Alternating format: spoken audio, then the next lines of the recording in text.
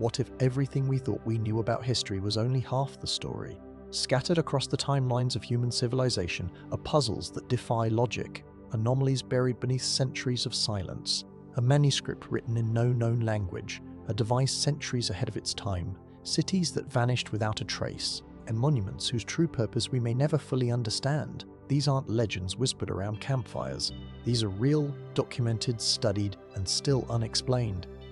Why were the walls of a 10,000-year-old temple carved with images of extinct animals? Who engineered machines in the ancient world that modern science struggles to replicate? And what secrets lie beneath the layers of history we've conveniently forgotten? Some say the answers are hidden in plain sight. Others believe they were never meant to be found.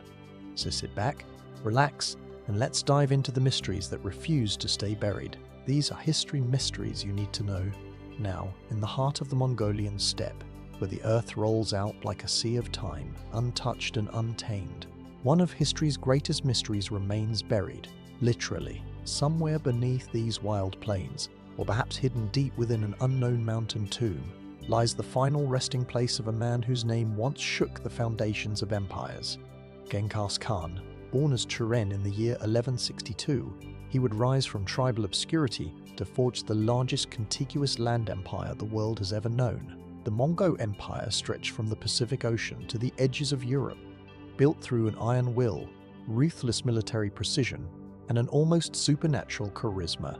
And yet, despite the vast chronicles of his life, conquests and legacy, the location of his grave remains one of the most enduring enigmas in recorded history.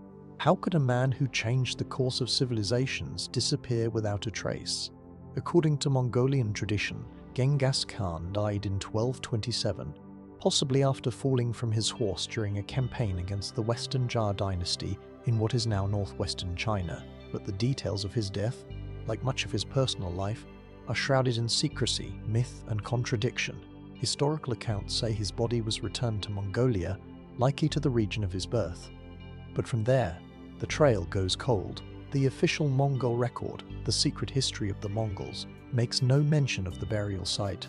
Later, accounts suggest a funeral procession was deliberately engineered to ensure the grave would never be found. One story claims that all who witnessed the burial were executed. Another more chilling story is of a caravan of soldiers slaughtering anyone who crossed their path en route, then being killed themselves after completing the burial. Could this really have happened? Was such extreme secrecy a final command from the great Khan himself? For the Mongols, the afterlife was a sacred continuation of life itself. Burial was not a public spectacle, but a private spiritual transition, and for a ruler like Genghis Khan, who was revered not as a man but as a force of nature, protection in death may have been as important as power in life. Some scholars believe his tomb lies somewhere within the Khenti Mountains, in a region known as Ikarijan, literally the Great Taboo. For centuries, this area was off-limits to outsiders, protected by imperial decree and guarded by elite warriors. Even today, few venture into its interior, and archaeological activity remains limited. But has modern technology brought us closer to the truth? In recent decades, researchers have turned to satellite imagery and remote sensing to scan the Mongolian terrain for clues. Projects like the Valley of the Khons initiative have employed crowdsourced analysis of satellite data, enlisting thousands of volunteers to search for unusual mounds, alignments, or patterns that might hint at a buried structure. Yet, despite thousands of hours of digital excavation, no confirmed site has emerged. Could it be that Genghis Khan's tomb was not buried in the earth at all? One theory suggests his remains were hidden within an unmarked mountain cave, sealed by natural landslides or intentionally collapsed passages. Others believe the location may have been camouflaged using trees, grass, and stones designed to blend seamlessly with the landscape. No marker, no monument, only silence. And then there are the more speculative ideas whispered at the edges of mainstream history. Some theorists claim the grave lies beneath the Onon River, submerged in its currents to deter grave robbers and ensure eternal obscurity. Others suggest it was placed beneath a now-lost palace or fortress, perhaps in a chamber lined with treasures, scrolls, and weapons that have not seen daylight for over 800 years. A few even suggest the tomb was moved, relocated in the years following the empire's decline to protect it from invading enemies or political rivals. If so, could it be resting not in Mongolia at all, but in the deserts of China or even the forests of Siberia? Despite the mystery, few in Mongolia are in a rush to uncover the tomb. For many, the secrecy is sacred. Disturbing the Tutankhamun Khan is seen not only as a violation of tradition, but as a disruption of balance between past and present, life and death. There's a belief among some elders that finding the tomb could bring misfortune, even disaster. And perhaps there's something to that. In 2001, a Chinese team reportedly attempted an unauthorized excavation in the Khenti region. Days later, the area was rocked by an earthquake. Local communities were quick to connect the dots, seeing it as a warning from the spirit of the Khan himself. Coincidence or consequence? In the end, we are left with fragments, legends passed down through centuries, data points scattered across a digital map, and the unshakable feeling that something vast remains just out of reach. The grave of Genghis Khan may hold not only his bones, but untold artifacts of the Mongol Empire, documents, relics, and a vision of history unfiltered by time. But until the silence is broken, we can only wonder what lies beneath a step. And if we ever do find it, what will it change? The mystery of Genghis Khan's missing tomb remains one of history's most elusive riddles. As we continue our journey into the unknown, we turn to the next enigma. Beneath the looming battlements of the Tower of London, history echoes with the footsteps of those who never walked free again. Cold stone corridors wind through shadowed chambers, their silence deeper than time itself. And within these ancient walls, a mystery endures, a royal disappearance that continues to haunt the English crown more than 5 centuries later. 2 boys, 1 throne, and a vanishing that would send shockwaves through history. In the summer of 1483, following the sudden death of King Edward IV, the balance of power in England trembled. His 12-year-old son, Edward V, was to be crowned king, but instead of ascending to the throne, the young monarch and his 9-year-old brother, Richard, Duke of York, were taken to the Tower of London. Ostensibly, it was for their protection until the coronation. But the coronation never came, and neither did their freedom. At first, the presence of the princes was public knowledge. They were seen walking in the gardens, accompanied by guards. Visitors to the tower noted their movements. But over time, those sightings ceased. Their windows remained shuttered. Their names fell from official records. And then nothing. What happened within those stone walls? Historical accounts offer only hints. According to the History of King Richard III, written by Thomas More decades later, the boys were smothered in their sleep by order of their uncle Richard, Duke of Gloucester, soon to be crowned King Richard III. It is a chilling tale, often repeated, but is it the truth? Richard III, like many figures on history, casts a long and complicated shadow. To his supporters, he was a reformer, a capable leader thrust into crisis. To his enemies, especially the Tudors who came to power after his death, he was the villain of legend. Shakespeare would immortalize him as a hunchback tyrant consumed by ambition. But how much of that image is political propaganda? Could Richard have murdered his own nephews to secure the throne? The motive is undeniable. As long as Edward V lived, Richard's claim was vulnerable. But evidence, there is none. No confessions, no trial, no body.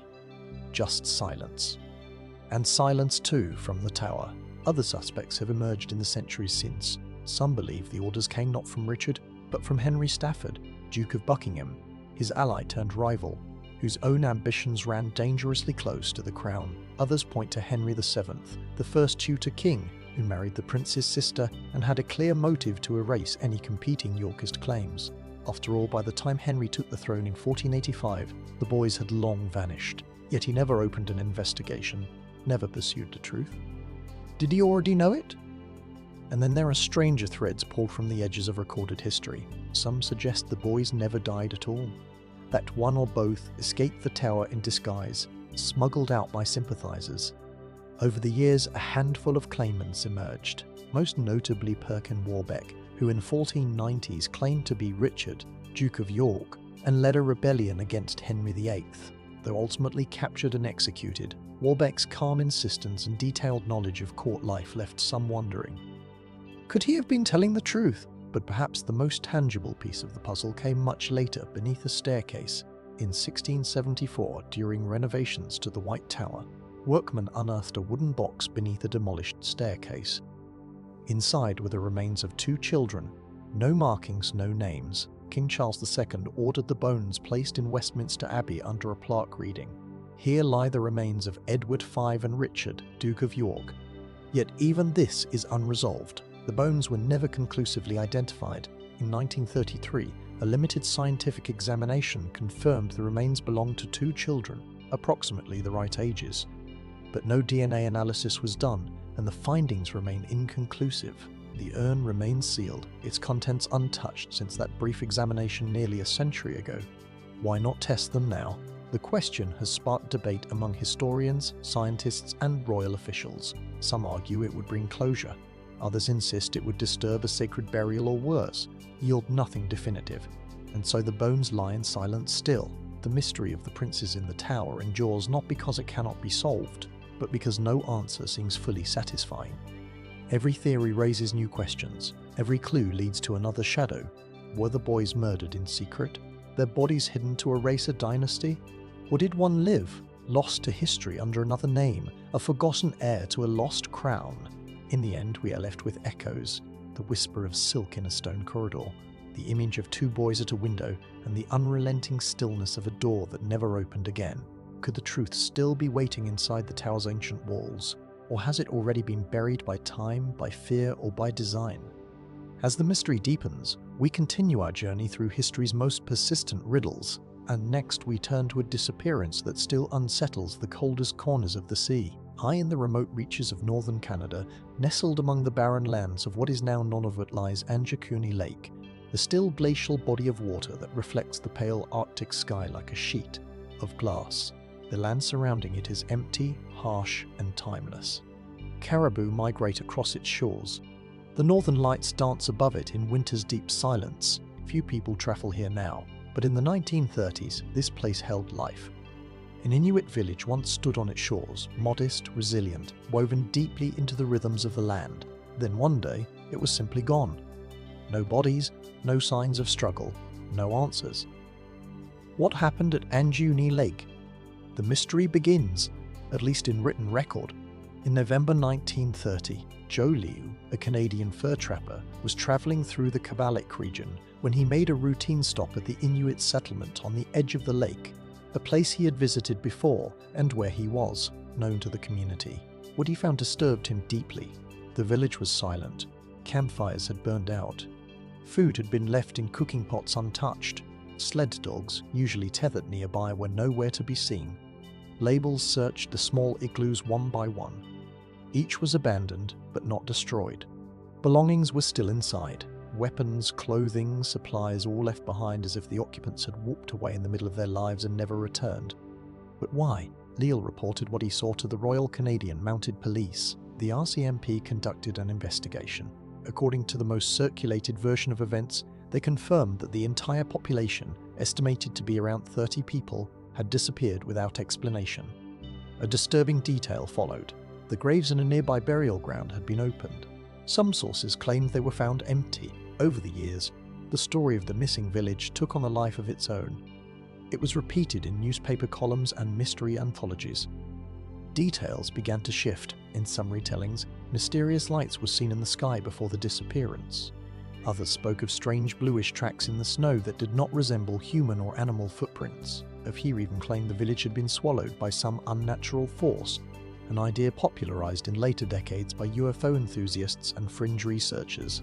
Was this an encounter with the unknown, a mass abduction, or something far more grounded but equally tragic?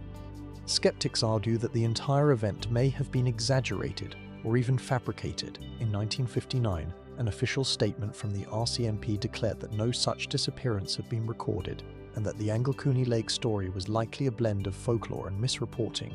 They stated that there was no evidence of a mass vanishing, and that no village had existed at that location in the manner described.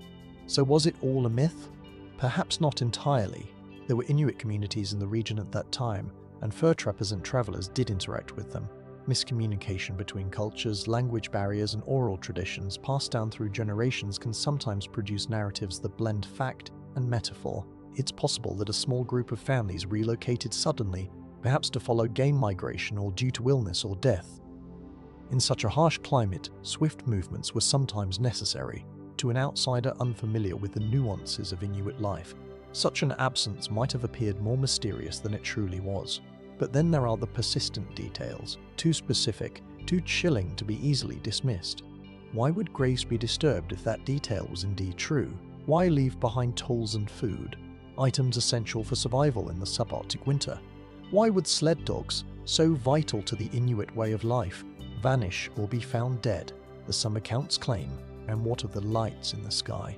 Northern Canada has long been a place of awe and uncertainty. The aurora borealis shifts and pulses with an energy that has inspired stories for generations. For some, those lights are spirits, for others signals. Could the villagers have interpreted a celestial event as an omen? Or did they witness something more tangible, something alarming enough to drive an entire community to flee?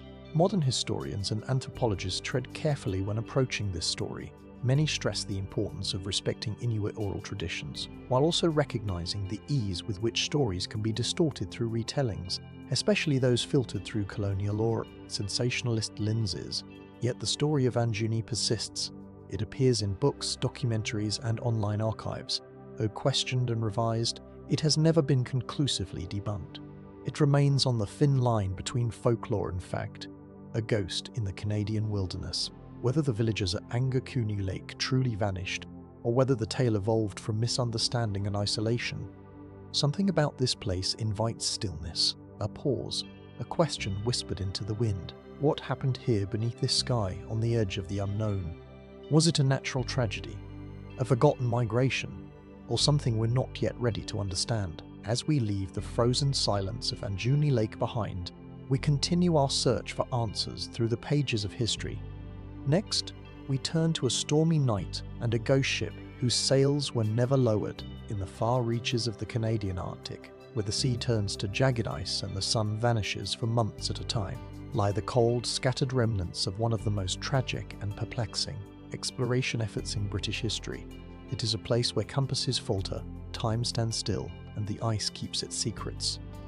This is the story of Sir John Franklin's lost expedition. In May of 1845, two ships, the HMS Erebus and HMS Terror, set sail from England in search of the fabled Northwest Passage, a shortcut to Asia through the Arctic seas. It was a goal that had eluded European powers for centuries. Franklin, a seasoned explorer and Royal Navy officer, was 59 years old when he took command of the venture, his third Arctic expedition. With him were 128 officers and crewmen, hand-picked for what was expected to be a 2 or 3 year voyage. The ships were state-of-the-art for their time, outfitted with reinforced hulls for ice-breaking, steam engines, and enough provisions to last several years. By all accounts, it was one of the best-equipped missions of the era. Then nothing. After a brief stop in Greenland, Franklin and his men were last seen by whalers in late July 1845, entering Lancaster Sound. From there, they vanished into the maze of ice-choked channels and uncharted islands. For nearly 2 years, the British Admiralty waited. But as months passed with no word, concern turned to alarm. In 1848, the first of many search parties was launched. Over the next decade, more than 30 expeditions would follow, combing the Arctic in search of Franklin and his men. What they found raised more questions than answers. Scattered across King William Island and the nearby mainland were signs of a struggle for survival. Inuit oral history spoke of starving white men dragging boats overland. In 1850, sailors discovered graves on Beechy Island, 3 crewmen buried in neat rows preserved by the permafrost, still wearing their uniforms. Later in 1859, a single note was found beneath a can at Victory Point. It confirmed that Franklin had died on June 11, 1847. The ships had become trapped in ice in 1846 and had remained so for over a year. The note added that the surviving crew had abandoned the vessels in April 1848, attempting to trek south on foot toward safety. None made it. But why had things gone so catastrophically wrong? In the 1980s and 1990s, forensic teams exhumed the bodies on Beechy Island. What they found was troubling. The remains showed signs of severe malnutrition, pneumonia, and unusually high levels of lead, possibly from poorly soldered food tins or the expedition's water distillation system. Some researchers believe lead poisoning may have impaired judgment and weakened the men over time. But that's not the only mystery the remains revealed. Knife marks on bones found further south suggested something far more disturbing, that in their final days, the starving crew may have resorted to cannibalism. eyewitness accounts from Inuit hunters seem to corroborate this. Stories of scattered bones, some deliberately broken, allegedly seen decades earlier. Was this the inevitable result of desperation, or is there more to the story? For generations, the fate of the Erebus and Terror remained unknown. Then in 2014, the wreck of the Erebus was discovered in Queen Ma Gulf. 2 years later, Terror was found in Terror Bay, some 45 mil away, astonishingly well preserved on the seafloor. Their final resting places were far from where the men were believed to have abandoned the ship. Why did some of the crew return to the vessels and try to sail them again? If so, who was left alive to make such a decision? And why did they fail? And then there are the Inuit stories passed down over generations which mention ships crushed in the ice, survivors seen wandering the coastline, and ghostly figures emerging from the white fog. One account even describes a ship sailing without crew, seemingly drifting on its own. Could one of the vessels have been temporarily freed from the ice and drifted with the currents, piloted by dying men, or by no one at all? More recently, dive teams exploring the wrecks have uncovered locked compartments, journals sealed in silt, and clues frozen in time, yet full access to these secrets has been slow. The Arctic, even in modern times, remains a formidable barrier. Ice shifts, conditions worsen. What lies within those flooded rooms may take years, if not decades, to fully uncover.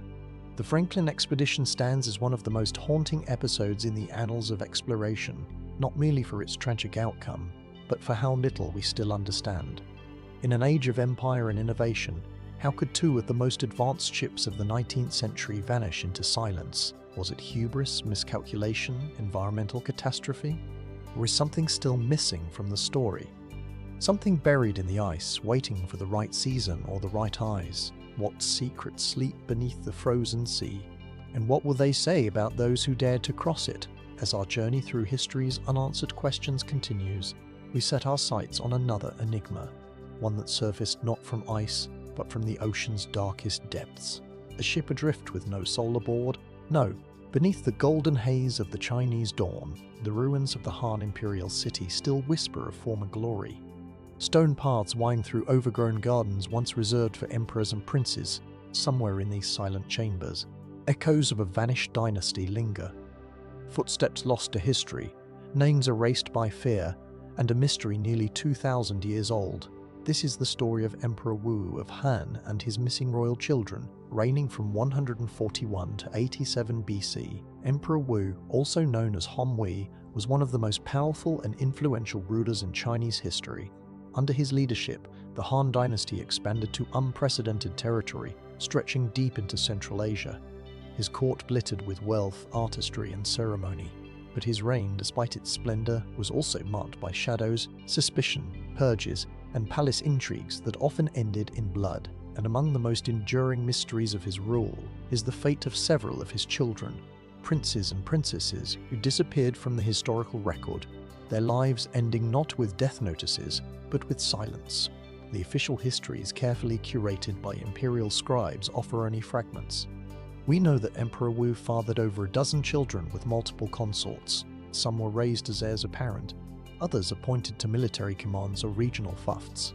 Yet a strange pattern emerges. Several of these royal offspring, particularly those born later in Wu's reign, vanish abruptly from the historical record. No tombs, no titles, no explanations. What happened to the royal children of Han Wei?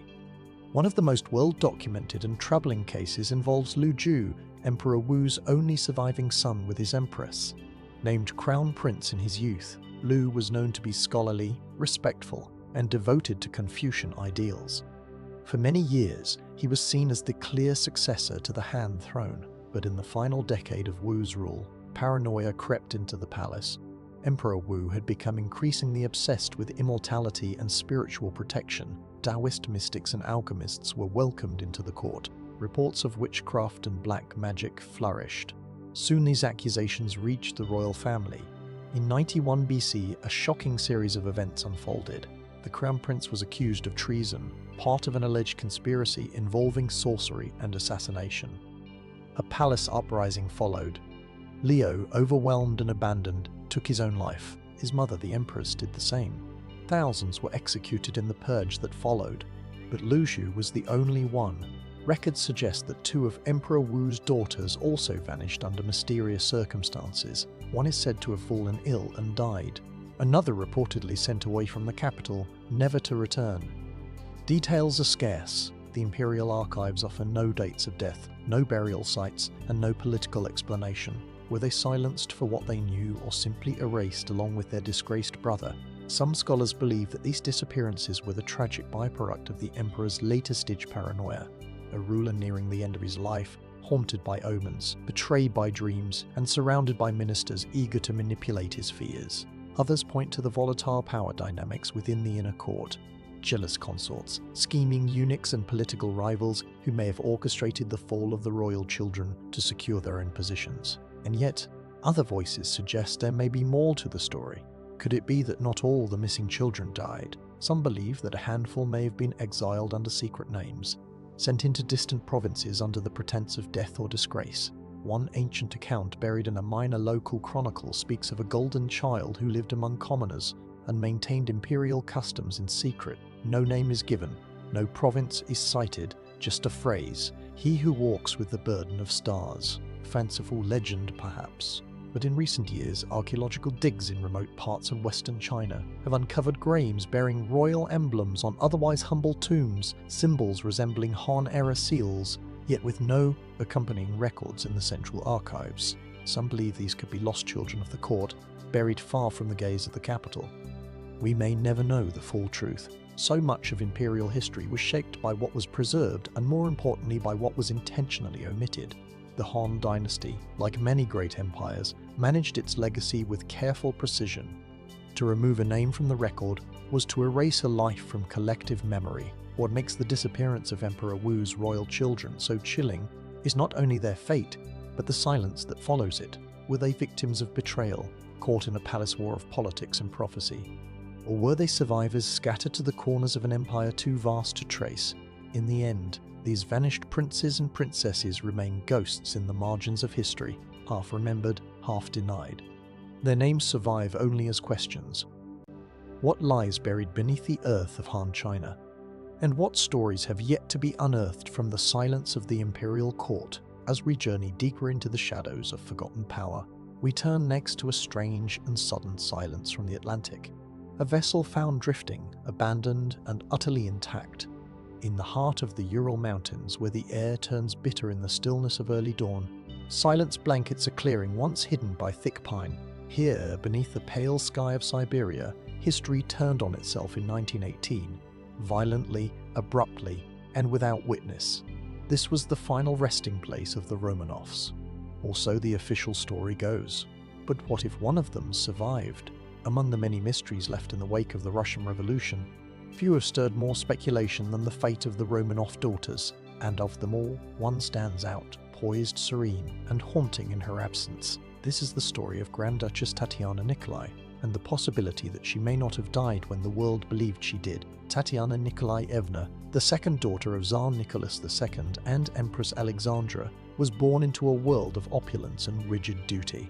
She was known as the most regal of the sisters, reserved, thoughtful, with a commanding grace far beyond her years. During World War I, she trained as a Red Cross nurse, tending to wounded soldiers with a quiet intensity that earned her deep respect. But as the empire unraveled in the chaos of revolution, the Romanovs were swept from power and placed under house arrest. First in Tobolsk, then finally in the Epipet house of Yekaterinburg, on the night of July 17, 1918, according to official Soviet records. The family was awakened, led to a basement room, and executed by Bolshevik guards. The bodies were hastily buried in shallow graves and burned with acid in an effort to prevent identification. Decades later, in 1991, the remains of what were believed to be the Tsar, the Tsarina, and 3 of their daughters were discovered and exhumed. Then in 2007, the second grave, found a short distance away, contained 2 more bodies believed to be the missing children, Alexa, the heir, and one of the 4 daughters, but the identification of these remains has not silenced every question. DNA tests linked the bones to the Romanovs, yet public skepticism persisted. In particular, some questioned whether the girl found in the second grave was Anastasia, as commonly believed, or perhaps Maria or Tatiana, and it is here, in that slim ambiguity, that the mystery deepens. In the years following the execution, rumors swirled across Europe that not all of the Romanovs had died in Yekaterinburg. Imposters surfaced, most famously Anna Anderson, who claimed to be Anastasia. But others whispered of another survivor, taller, more composed, more like Tatiana. In France, a woman named Lisa Tutor lived a quiet life with a British officer. She died young, but her beauty, bearing, and strange resemblance to the Grand Duchess drew notice. She spoke fluent Russian. She never explained her past. Her grave in Leeds' motte only with a modest inscription. Some who knew her swore she had once confessed to being Romanov. Is this simply the echo of a story too painful to accept, or could there have been another Romanov imposter? One who never sought attention but quietly escaped into anonymity. Some researchers point to inconsistencies in the Soviet accounts. The executioners gave differing reports about how the murders unfolded. Some claimed not all of the girls died instantly. Others described the chaos, the gunfire, the confusion, the smoke. Could someone have slipped away at that moment? Even among Roman relatives, doubts lingered for years. Princess Xenia, a cousin, once remarked cryptically that not all were lost. Was this wishful thinking or the shadow of a secret? Official history insists that all 5 children died that night. The Russian Orthodox Church canonized them as martyrs in 2000. Yet, in the realm of unanswered questions, one fact stands out. Tatiana's remains were never conclusively identified with the kind of clarity that would end speculation. Scientists believe her body lies among those discovered, but no grave bears her name. No monument holds her alone. So, we are left with possibilities, each more fragile than the last. Could Tatiana, regal and resourceful, have survived the execution through sheer chance or hidden aid? Was she rescued in the chaos and smuggled to safety? Or are the sightings, the resemblances, and the hushed confessions merely echoes of collective grief, an attempt to preserve a sliver of the past against the void? In the end, history offers us no certainty. Only fragments, scattered identities, half-buried graves, and stories that refuse to fade. Whether Tatiana Nicoli died in that basement room, or lived to see another dawn under a different name, one truth remains. Her absence is as powerful as her presence once was. What do we believe when records blur? When silence becomes the loudest evidence of all? And what might still lie hidden in the folds of exile, memory, and snow? From the shadows of the Russian Empire, our journey now turns to the open sea, where a ship was found to drift. Its crew vanished, and its secrets locked behind a door no one could explain. In the Tudberg forest, where the fog still coils low around twisted roots and ancient pines, a silence hangs in the air, dense, knowing, almost reverent. It was in this forest in 9 AD that the Roman Empire suffered one of its greatest defeats. 3 legions were annihilated. Tens of thousands of men perished. An entire Roman frontier collapsed, and in the chaos, one man vanished. Governor Publius Quintilius Farsis, the governor, a general, a Roman aristocrat entrusted with the expansion and administration of Rome's growing empire in Germania, and yet no one ever found his body. The disaster at Tuttenberg was sudden and brutal. Varus, unaware that his trusted advisor Arminius had betrayed him, marched his troops into a narrow forested ravine. There, over several days, they were ambushed, outmaneuvered, and slaughtered by a confederation of Germanic tribes. The Roman lines broke, supplies were lost, the weather turned. What followed was less a battle than a slow and merciless unraveling. By the end, the legions 7th, 8th, and 19 were gone. Ancient sources, including Tacitus, Cassius, Dio, and Suetonius, paint a grim picture. Roman captives were enslaved or sacrificed. Standards were seized. Commanders were tortured. And Varus, he is said to have taken his own life, falling on his sword when defeat became inevitable. The Emperor Augustus, upon hearing the news, is reported to have screamed, "Quintillare legion, requintilius Varus, give me back my legions."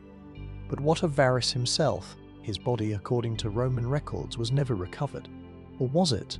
Cassius Dio claims that the Germans found Varus's corpse, decapitated it, and sent his head eastward to Maroboduus, a rival Germanic king, who then forwarded it to Rome. Supposedly, it was given a ceremonial burial, but there are no clear records confirming the head's arrival. No tomb, no monument. The gesture may have been symbolic, or it may never have happened at all. And what of the rest of him? Roman military tradition valued the recovery and burial of fallen commanders, but in Varus's case there is a conspicuous absence. His name fades from artery records. No grave has been confirmed. No monument stands for him. Unlike so many other high-ranking Roman generals, his story is overshadowed by his defeat. His remains, both literal and symbolic, are lost. Why? Over the past century, archaeologists have uncovered the remnants of the battle.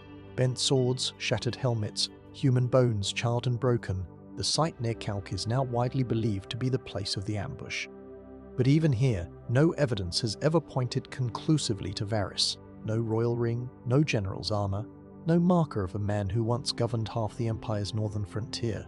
Could his body have been deliberately hidden, desecrated beyond recognition, taken as a trophy, or perhaps preserved in a way that defies Roman burial traditions?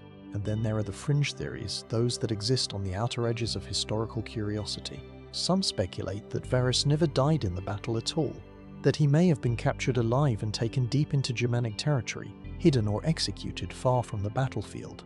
This would have been a rare but not impossible act. High-ranking prisoners held immense symbolic value. The fact that no Roman eyewitnesses survived leaves the question open.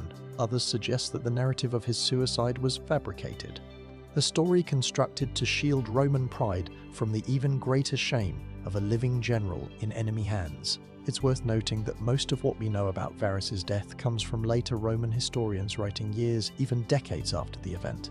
These were men with their own perspectives shaped by the need to justify or vilify. To them, Varus was either a fool or a scapegoat. His defeat was the result of arrogance, not misfortune. But perhaps the silence surrounding his final fate has more to do with politics than mystery. After all, Varus was not just a military leader. He was deeply connected to the imperial elite, even married into the family of Augustus. His failure wasn't merely a personal tragedy, it was a stain on the prestige of Rome itself. Is it possible that the story of his death, quiet, noble, convenient, was an invention to close a wound that refused to heal? Today, the forest still keeps its secrets. Despite centuries of excavation, despite modern technology and endless speculation, the fate of Quintilius Varus remains unsolved. A ghost general remembered for a catastrophe, but never truly laid to rest. Where is the body of Rome's most disgraced commander? Was it lost in mud and fire, or hidden intentionally to rewrite the story of defeat? And what else lies beneath the moss and loam of Tubberg, waiting for the right question or the right eyes? As the Roman banners fall into shadow, our next mystery rises with the morning tide. A ship appears on the horizon, intact, silent and abandoned. No crew, no answers, just one name whispered across the sea. In the shifting grasslands between the Caspian and Black Seas, where the Volga River winds through a landscape both barren and beautiful, the memory of a once mighty empire lingers just beneath the soil. The Khazars, fierce, enigmatic and often overlooked, once held sway over this immense territory, commanding trade routes, collecting tribute and defending a frontier that bridged east and west. Today, little remains of their cities. Their palaces are gone, their chronicles are scattered, but perhaps the greatest mystery of all lies in the story of their final days and the fate of their last heir who vanished from history without a trace. Who was the lost prince of the Khazars, and why has his name been buried so completely in the sands of time? The Khazar Empire flourished between the 7th and 10th centuries AD, strategically located at the intersection of Byzantium, the Islamic caliphates, and the emerging Rus principalities. They were famed not only for their military strength and political diplomacy, but for one remarkable fact. Their ruling class converted to Judaism sometime in the 8th or 9th century, a Jewish empire in the heart of the steppe, a historical anomaly that continues to puzzle scholars. A capital, a Tal system, one spiritual, one political, and were often engaged in complex alliances with both Islamic and Christian neighbours. But by the mid-10th century, the empire began to fracture. Pressure from the Rus, internal dissent and shifting trade routes weakened its core. The final blow came in the late 960s or early 970s, when Kiev and Rus led by Svatoslav invaded Khazar lands. Italy fell, cities were razed, the Khazar military was crushed, and then the record goes quiet. There is mention of scattered Khazar populations in Crimea, the Caucasus, and even in parts of Spain and Hungary. But of the ruling dynasty of the royal bloodline, nothing clear remains. According to some Byzantine sources, there was a royal child, possibly the son or grandson of the last Kagan, sent away before the final collapse. The chronicler Ibn al-Faqih, writing in the early 10th century, makes vague reference to a youthful sovereign spirited eastward, a cryptic note easily overlooked in larger histories. Who was this youth? And where did he go? There are no known inscriptions, no firm genealogies, just fragments. Some accounts speak of emissaries travelling along the Silk Road, suggesting the prince may have been sent to the court of the Uyghurs or even to China, seeking asylum or alliance. Others hint at refuge among the Jewish communities of Persia. Still more mysterious are whispers from Cairo, a collection of Jewish manuscript fragments preserved in Egypt, which mention Khazar families arriving with wealth, titles, and claims of royal lineage, yet refusing to speak of their homeland. Could the heir have changed his name, his language, even his faith to survive? Later medieval texts, often dismissed by mainstream scholars, refer to princes of Khazar blood appearing in Eastern Europe generations later, often as advisors or minor nobles. A few bold theorists suggest that certain noble houses in Hungary or the Caucasus region may trace a faint, uncertain line back to Khazar royalty. But is this historical truth or political fiction shaped by the allure of lost power? The disappearance of the Khazar heir opens the door to a deeper question. Was this an eraser by conquest or a deliberate act of disappearance? In a world where names could mark one for death, where empires devoured their rivals and rewrote their legacies, it is not hard to imagine a child whisked away under cover of darkness, protected, hidden, forgotten by design. Some suggest the heir may have sought sanctuary among Jewish communities far from the front lines, assimilating into rabbinical families, changing his identity entirely. Others propose he may have lived a shadow life, constantly on the move, his true lineage known only to a trusted few. And there are even more speculative ideas. Certain 12th and 13th century legends from the Caucasus describe a lost king whose blood would one day restore a broken people. In Georgia and Armenia, stories persist, half folklore, half memory, of a veiled prince who carried an emblem shaped like a six-pointed star, though he claimed no kingdom. Could these be distant echoes of Khazar royalty? There is also the theory that the heir perished en route, ambushed or betrayed during his flight. His bones, unmarked and unclaimed, may lie beneath some forgotten pass or along a merchant's trail, his story severed before it began. The Khazars, despite their once formidable power, are remembered today largely in the margins of history, often misunderstood, occasionally mythologized, and rarely central. Yet the mystery of their lost heir invites us to reconsider that silence, not as absence, but as concealment. Was the last prince of Khazaria truly lost or simply waiting, hidden behind a new name, a distant culture, and a carefully guarded bloodline? And if so, might his story or his descendants still linger somewhere just beyond the reach of history's written pages? As we leave the plains of vanished empires, we now set sail toward another unresolved enigma. One discovered adrift on the waves, untouched yet empty, a ship abandoned, a mystery sealed by salt and time. In the dense woodlands of western Pennsylvania, where shadows stretch long and the air carries the scent of damp moss and gunpowder, history stirs uneasily beneath the soil. Here in July of 1755, one of Britain's most catastrophic military defeats on American soil unfolded. It was a moment meant to secure the British Empire's claim to the Ohio Valley, but instead, it ended in fire, confusion, and disappearance. This is the story of General Edward Braddock and the army that vanished with him. General Braddock was a veteran of the British Army dispatched to the colonies to lead an ambitious campaign during the early stages of what would become the 7 Years' War. His objective was clear: capture the French-held Fort Duquesne at the meeting point of the Allegheny and Monongahela rivers, modern-day Pittsburgh. Braddock assembled a formidable force of over 2,000 men, including British regulars, colonial militia, artillery, and labourers. Among them was a young officer named George Washington, just 23 years old, eager and untested on the grand scale of European warfare. The army's march was slow and deliberate, cutting a new road through the forested wilderness, a path that would later bear Braddock's name. For weeks they pressed forward, weighed down by wagons, cannon, and the trappings of traditional military doctrine, bright uniforms and rigid formations ill-suited to the North American frontier. On July 9th, as Braddock's army crossed the Monongahela River, they walked into an invisible trap. What followed was not a conventional battle, but a slaughter. French forces, along with their Native American allies, ambushed Braddock's column in the forest near Turtle Creek. The terrain favored the defenders. thick woods, uneven ground, and natural concealment. Braddock's disciplined lines dissolved in panic. Officers were targeted first. Chaos reigned. Braddock himself was struck down, mortally wounded in the lung. Hundreds of his men were killed. The army broke. But it's what happened next that remains curiously unresolved. Contemporary reports estimate that between 400 to 500 British and colonial troops died in the battle, with many more wounded or missing. Yet the exact toll has never been settled. Bodies were never fully recovered. Some soldiers reportedly fled deep into the wilderness, never to be seen again. Supply wagons vanished. Equipment was left behind, yet much of it was never found, even in later searches. How could so many simply disappear? Even more strangely, Braddock himself, after surviving several days in agony, was buried in secret. According to legend, Washington ordered the general's grave to be dug directly beneath the road so that the advancing troops could march over it, concealing its location from enemy eyes. For nearly 40 years, no one knew where Braddock's remains lay until supposedly a construction team stumbled upon bones and military artifacts while repairing a road in 1804. But doubts persist. Were those truly his remains?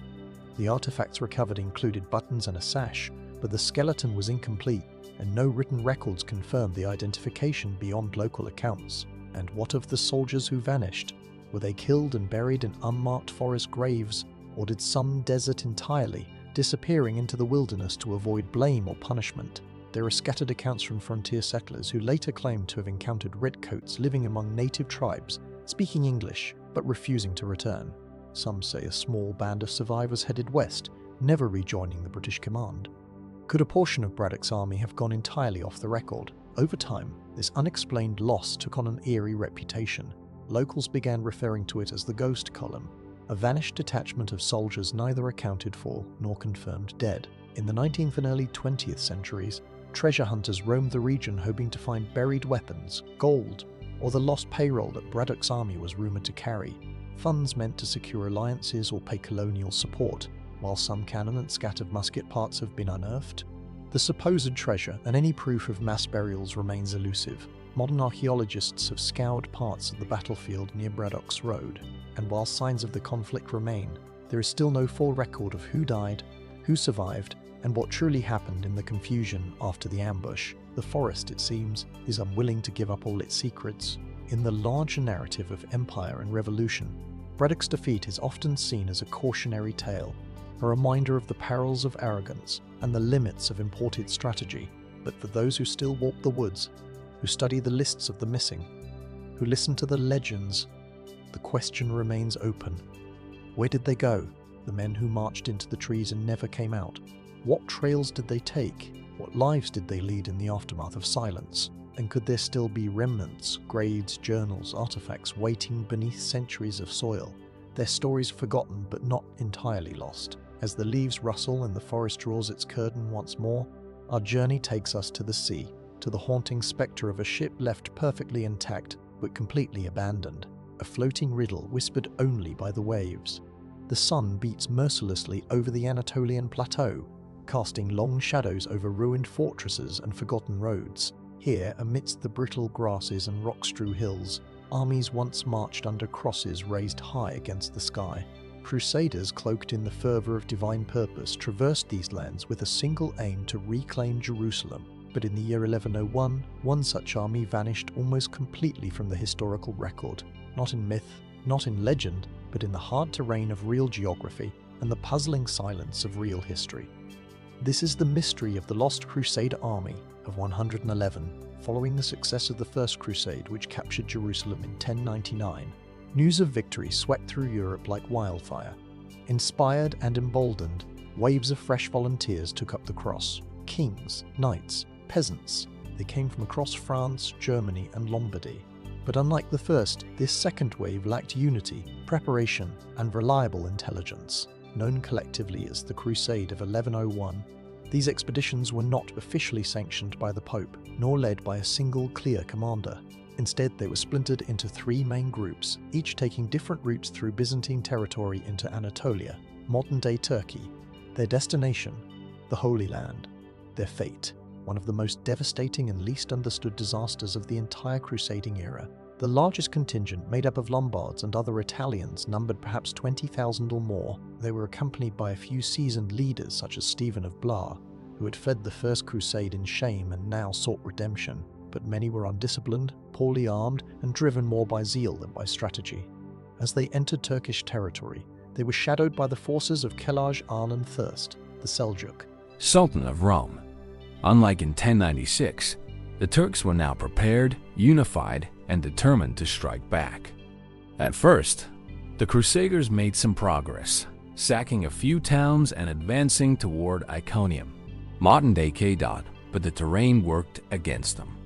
The Turks, using mobile cavalry and deep knowledge of the land, harassed them relentlessly, cutting off supply lines, drawing them further into desolate country.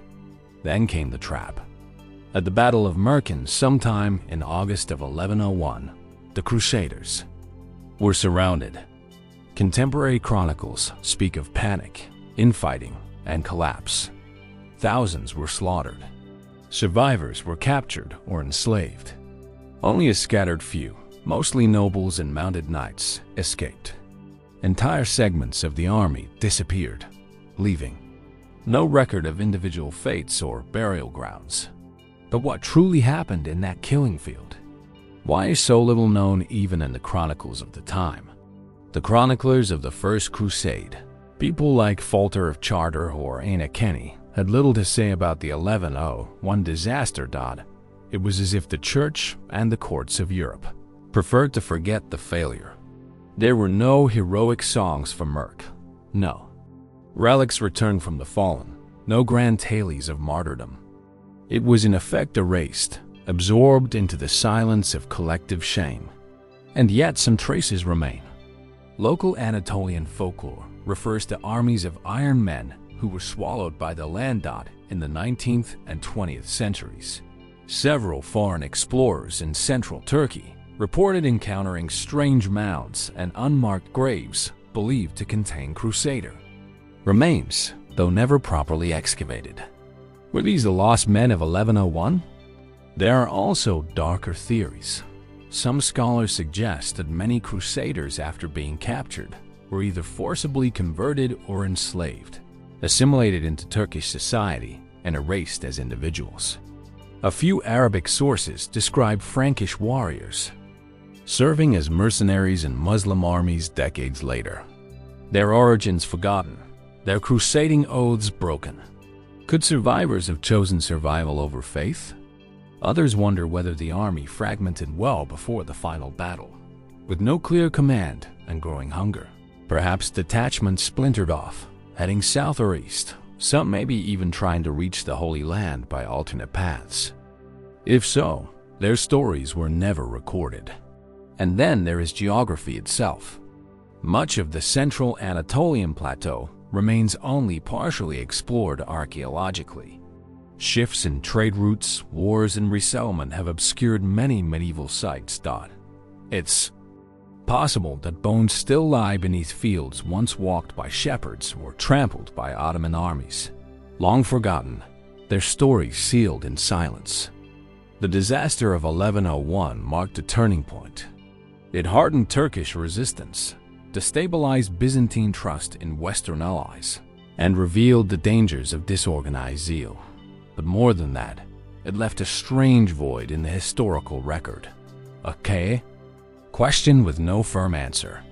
What became of those thousands of men? Where did their armor fall? Where were their last prayers whispered, unheard under foreign skies? The official histories give us only fragments. The earth perhaps holds more, but for now, we are left with silence. And in that silence, a mystery remains. Did the army die entirely in battle? Or did parts of it live on, scattered, forgotten, absorbed into the landscape they never meant to call home? As dust settles over the Anatolian plateau, our journey next drifts into deeper waters. A vessel drifts, its sails full, its crew vanished. No struggle, no trace, only questions echoing across the sea. In the mist-veiled valleys of Lorraine, where ivy creeps across the crumbling stones of forgotten fortresses, the past still murmurs. Castles lie broken on the hills. Crypts bear names few remember. And somewhere lost in the folds of time are the vanished descendants of a king. This is the mystery of the missing children of Larsu, a king caught between power and penance. A kingdom carved from empire and a bloodline that by all appearances simply disappeared. Lothair II reigned as king of Lotharia, a realm born from the partition of Charlemagne's empire stretching across modern-day eastern France, western Germany, Belgium, and the Netherlands. His rule from 855 to 869 AD was marked not by military conquest or prosperity, but by scandal. His reign became defined by a single deeply personal and ultimately catastrophic controversy. His marriage lair was wed to Tutberga, a noble woman of high rank, likely chosen for political reasons, but their union was deeply unhappy. Lore sought annulment, claiming that Tutberga had committed incest and other unspeakable acts, a charge many historians view as fabricated. His real goal was to legitimize his long-standing mistress, Waldrada, and the children he had fathered with her. Among those children, unnamed in many records, but acknowledged in Frankish chronicles, was a male heir, a potential successor, a child born not only of passion but of political ambition. Lore fought for years to have his marriage annulled, and his children by Waldrada declared legitimate. At times, it seemed he might succeed. The nobility of Lotharia supported him. Even Pope Nicholas III was brought into the affair. Councils were held. Alliances shifted. The drama played out like a slow-moving chess game with the papacy, the Carolian courts, and rival kingdoms, all watching closely. And then in 869, Lore died unexpectedly, reportedly from a sudden illness contracted while returning from Rome. And just like that, the issue of his children, the entire foundation of his efforts, fell into darkness. After Lore's death, his kingdom was divided between his uncles, Charles the Bald and Louis the German. Waldrada disappears from the record soon after, and the children, those once declared central to succession, so hotly debated in royal and religious circles, are never mentioned again. No executions, no exiles, no further papal comment, simply silence. Why? The mystery deepens with the absence of burial records. In a time when royal bloodlines were meticulously documented, especially children tied to succession, this lack of information is startling. Even illegitimate offspring were often acknowledged, given lands or used in marriage alliances. But in this case, the children vanish entirely from the genealogical record. Were they hidden away, quietly killed, or perhaps spirited to monastic life under assumed identities? There are theories. Some historians propose that Charles the Bald, eager to absorb Lothair's territory, may have acted swiftly and discreetly to erase potential claimants, removing them not with force, but through coercion or containment. Others suggest that the children may have been placed in monasteries permanently. Secluded from political life, their identities masked for their own safety. A more speculative theory posits that one child may have fled east to the protection of distant relatives or sympathetic nobles in the Holy Roman Empire, where records were less centralized and easier to manipulate. Could a descendant have survived unknown, under a different name? And then there is the curious case of later claimants, nobles in the 10th century who claimed vague descent from the Lotharingian royal house, but whose lineages were never fully accepted or proven. Were these charlatans or remnants of a buried truth? Modern attempts to uncover the fate of Lar's children remain inconclusive. No verified tombs have been found. No DNA-tested remains. No personal letters, no confessions. No monastic documents confirming their fate. It is a mystery built, not on contradiction, but on absence. The silence itself is telling. In a world where kings were judged by legacy and children were currency, the vanishing of a royal line is not merely a tragedy, It is an anomaly, one that suggests either deep disgrace, political cleansing, or an erasure too deliberate to be accidental. So what became of the heirs of Lothar Su? Were they condemned to obscurity by papal disfavor, undone by the collapse of a controversial alliance? Or did someone somewhere ensure their removal quietly, completely, and forever? And if the blood of kings does not simply disappear, where might their legacy still linger, hidden in the forgotten lineages of Europe's shadowed past? As we leave behind the veiled courts of Carolean intrigue, we turn now to the cold expanse of ocean toward a ship intact yet empty, its crew missing without a trace. The waves speak but offer no answers, only more questions. In the barren highlands of present-day Afghanistan, where winds howl across craggy ridges and silence settles in the folds of the valleys, history lingers not in stone monuments, but in the shifting sands of forgotten power. Amid this stark, beautiful terrain lies the ghost of a kingdom once central to the shaping of the medieval Islamic world. And at the heart of it is a mystery that has puzzled historians for centuries: the disappearance of Sultan Musa Alan Muhammad of the Ghurid Empire. Known to some as Muhammad of Ghor, he was a conqueror, a statesman, and a visionary who helped lay the groundwork for Islamic rule in the Indian subcontinent. But after a lifetime of campaigns and political upheaval, his final moments remain cloaked in ambiguity. His body vanished. His killers remain uncertain. And centuries later, the trail has grown colder, but never closed. The Ghurid dynasty rose from obscurity in the 12th century, emerging from the remote highlands of Ghor, an isolated region west of modern Kabul. Unlike their Ghaznavid predecessors or Seljuk Turks, the Ghurids were not born of empire. They forged it under the leadership of two brothers, Gwath Alan and Mus Ilan. The Ghurids expanded rapidly, conquering Herat, Nishapur, Ghazni, and pressing deep into northern India. It was Mus Ilan who led the charge into the fertile plains beyond the Fud Khyber Pass. Between 1175 and 1206, he carved a path through multitudes of rival powers, defeating Rajput kings, seizing Delhi, and establishing what would become the Delhi Sultanate. He was both feared and admired. His reputation stretched from the courts of Baghdad to the jungles of the subcontinent. And then on the night of March 14th, 1206, near the town of Damyak, close to the Indus River, he vanished. Most sources agree on a broad sequence of events. Musa Alan was returning to Ghazni after suppressing a revolt in Punjab.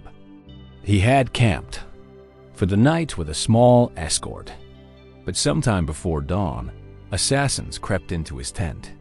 They struck silently with precision.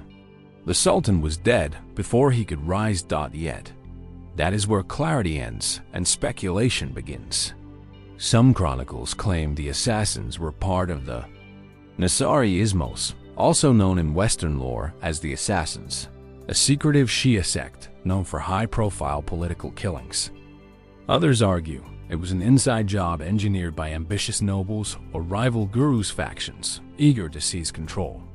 Still others hint at betrayal by his own former slaves, the military elite he had raised and empowered, many of whom would go on to establish kingdoms of their own.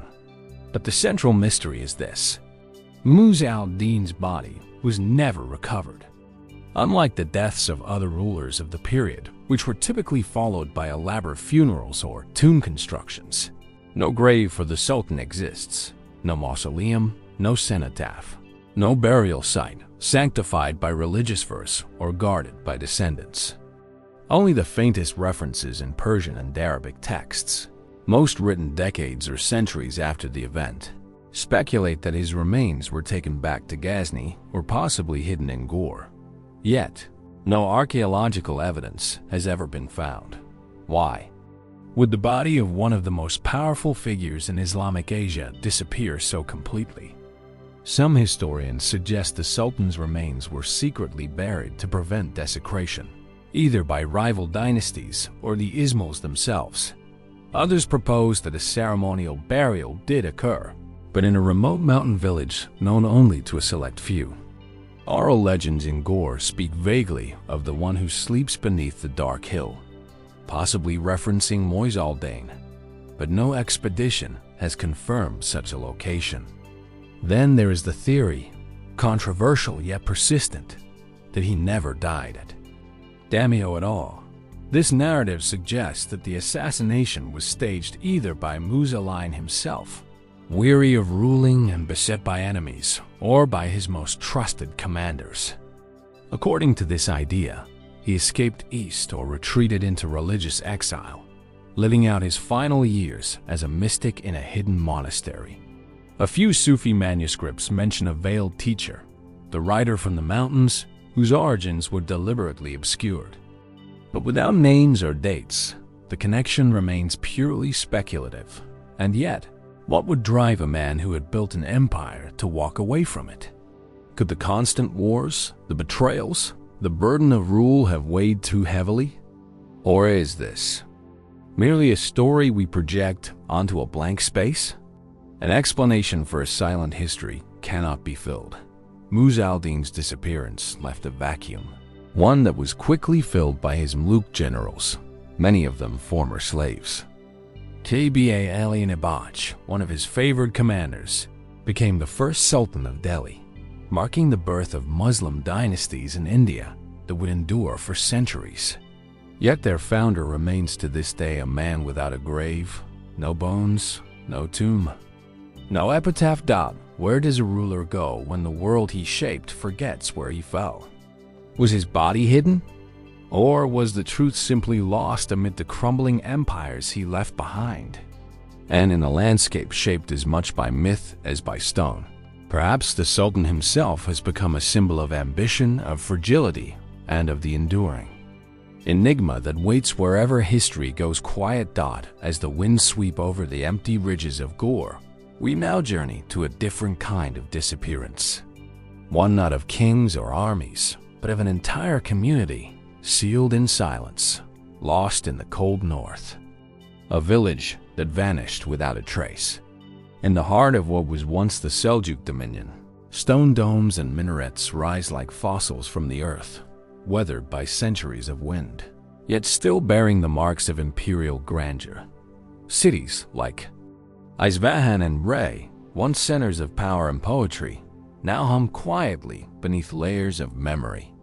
And in the shadows of their forgotten palaces lies a question that has never been fully answered. What became of the sons of Sultan Malik Shari? Malik Shah ruled the Seljuk Empire at its height from 1072 to 1092 AD. Under his reign, the empire stretched from the Hindu Kush to the Ain, and from Central Asia to the Persian Gulf. His court was famed for intellectual brilliance.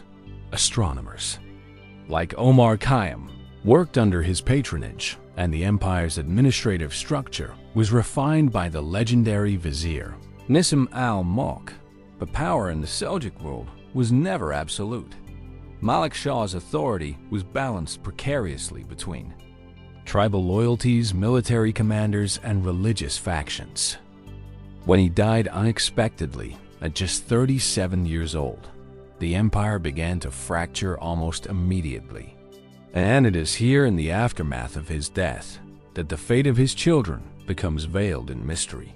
Malik Shah had several sons, but the historical record focuses on a few key figures: Mahmud Barkyuk and Muhammad Tapar. Each had competing claims to the throne, and each was caught in the swirl of political intrigue that followed their father's sudden death. The circumstances of that death remain debated.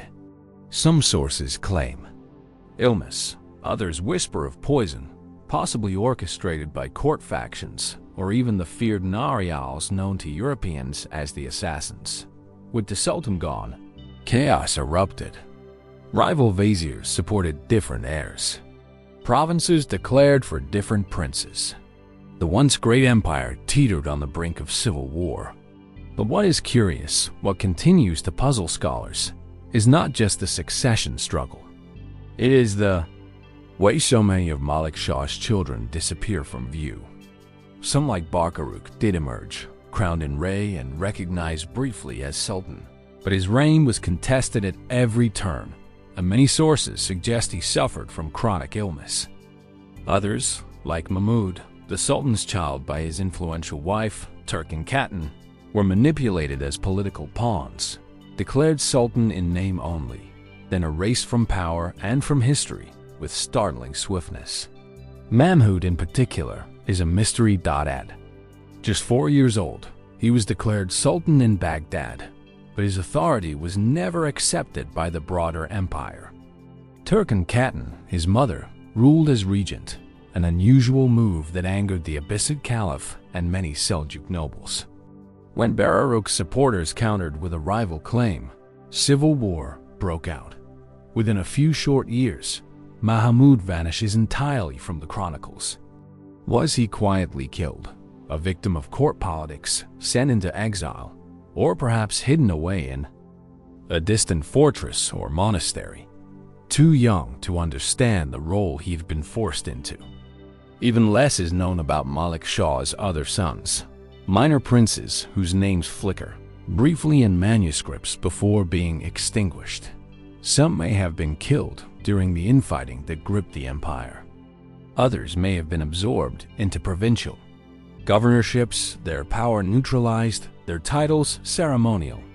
One curious account from a 13th century chronicler describes a lost son of Malik Shah who fled east into Khorasan, living anonymously under the protection of a local emir.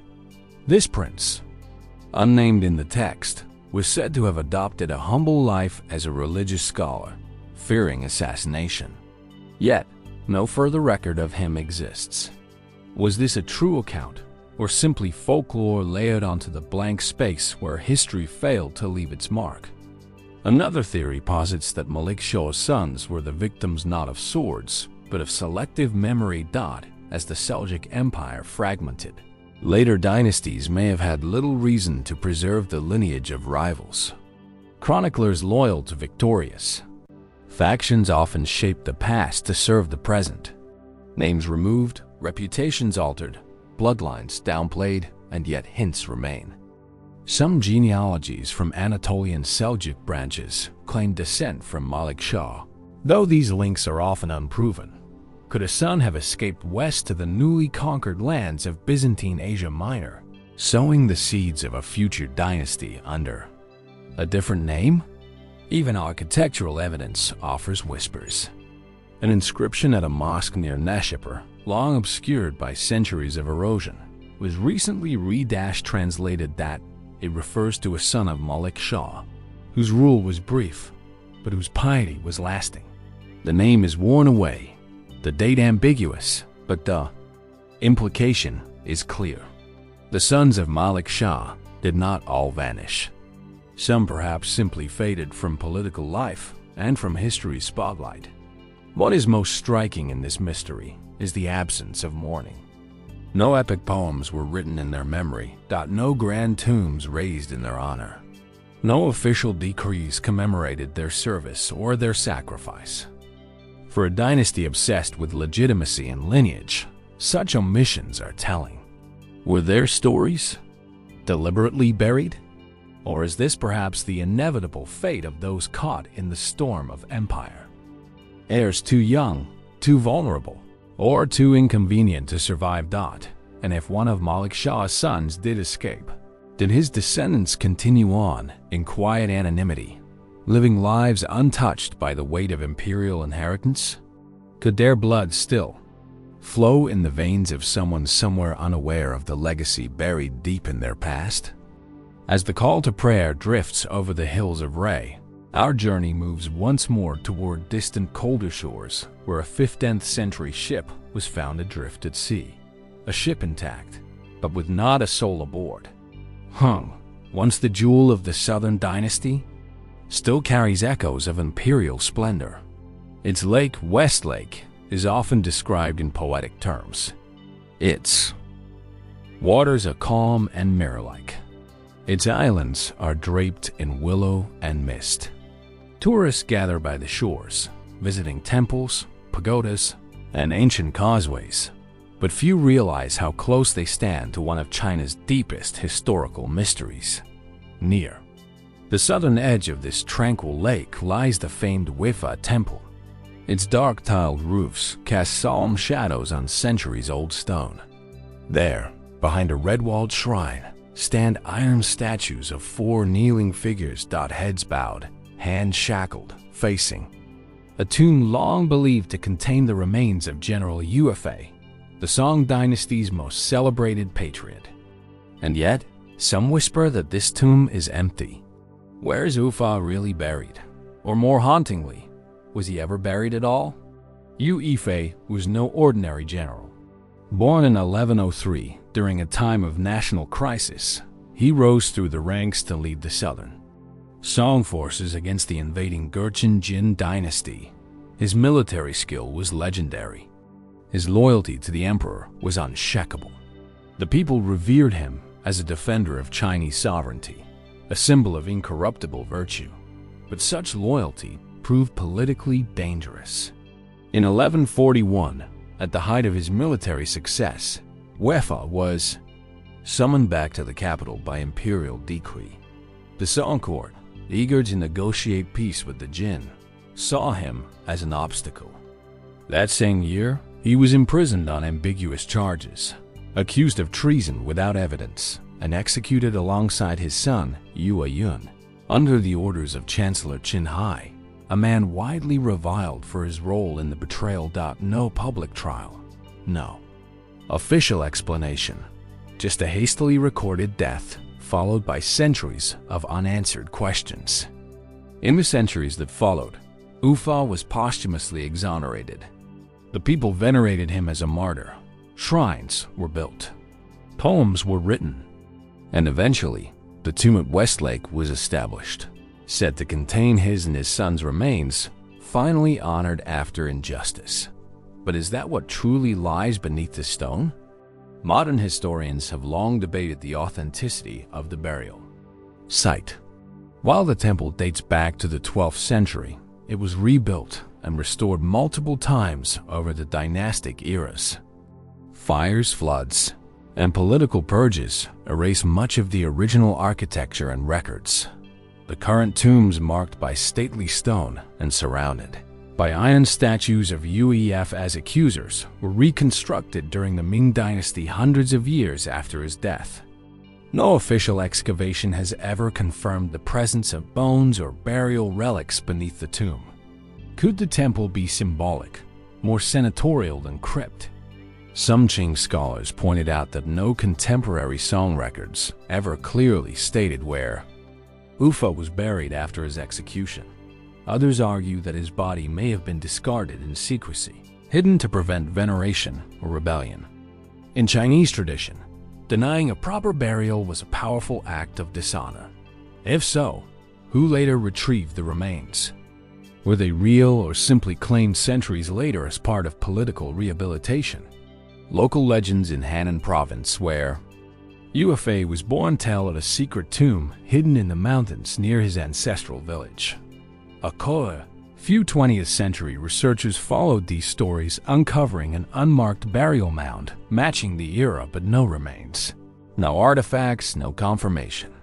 Other theories propose that monks loyal to Wefa spirited his remains away from the execution site under cover of night and buried him in a secluded monastery. Perhaps one later destroyed in the chaos of Mongol invasions. There are even more speculative ideas that his body was never recovered at all, that he was cremated quietly in the prison, that only ceremonial remains, an article of clothing, a sword, were nimmed at Westlake, with the real body forever lost. The absence of firm evidence only deepens the mystery.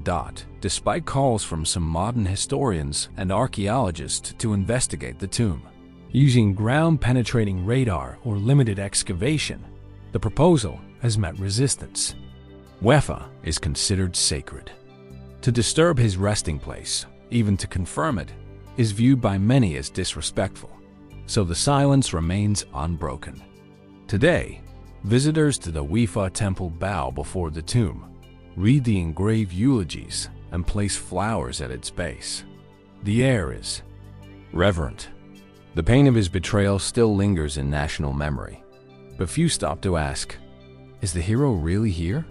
If UFI's body is not beneath the stone, where is it? Did those who once betrayed him succeed in erasing not only his life, but also his legacy until the people centuries later rebuilt it from the ashes of collective sorrow? Or is there still a secret held by the mountains of Hainan or the hidden monasteries of Zhejiang waiting to be uncovered? And in that question, as in so many tales from history, the silence may sigh as much as the truth. From the tomb that may hold no bones, we now drift toward an even greater emptiness. An entire civilization lost beneath jungle canopy and time. The next mystery takes us into the rainforests of Southeast Asia, where stone faces gaze into eternity and forgotten kings rule from beneath the trees, dot in the low, damp forests of what is now eastern Belgium. The earth feels heavy. Moss covers the fallen limbs of ancient trees. Small streams cut through dark soil, winding silently through dense undergrowth. The light struggles to break through the thick canopy overhead. Here, more than 2,000 years ago, Roman legions marched, confident, disciplined, and unaware that they were walking into one of the most devastating ambushes of Julius Caesar's GIC campaigns. This was the homeland of the Eburones, a Belgic tribe described as fierce, independent, and cunning. They left no written records, no standing monuments, no ruins of stone temples or imperial palaces. And yet they would become immortalized in Roman history for a single act of rebellion, led by a man whose name would echo through the ages, Ambyx. But after his legendary uprising, he simply disappeared. What happened to Ambyx? And more curiously, what became of his people, the Eburones, who, according to Roman accounts, vanished from the face of the earth? Julius Caesar's commentary Del Gallico offers one of the only historical accounts of Ambyx. And his rebellion in 54 BC, the Eburones, joined by their neighbors, the Nervi, and other Belgic tribes, rose up against Roman occupation. They lured 2 Roman legions into a trap near the Meuse River, annihilating them almost entirely. The massacre stunned Rome. Caesar, infuriated, launched a ruthless campaign of retribution. But the terrain was not on his side. The Eburones melted into the forests and marshes, conducting guerrilla-style warfare. They struck supply lines, vanished into caves and woods, and avoided pitched battles. Ambyx, charismatic and elusive, became a ghost in the trees. Caesar's frustration grows palpable in his writings. He speaks of scorched earth tactics, of destroying villages, seizing grain stores, cutting down groves sacred to the local tribes. And then suddenly, the record stops.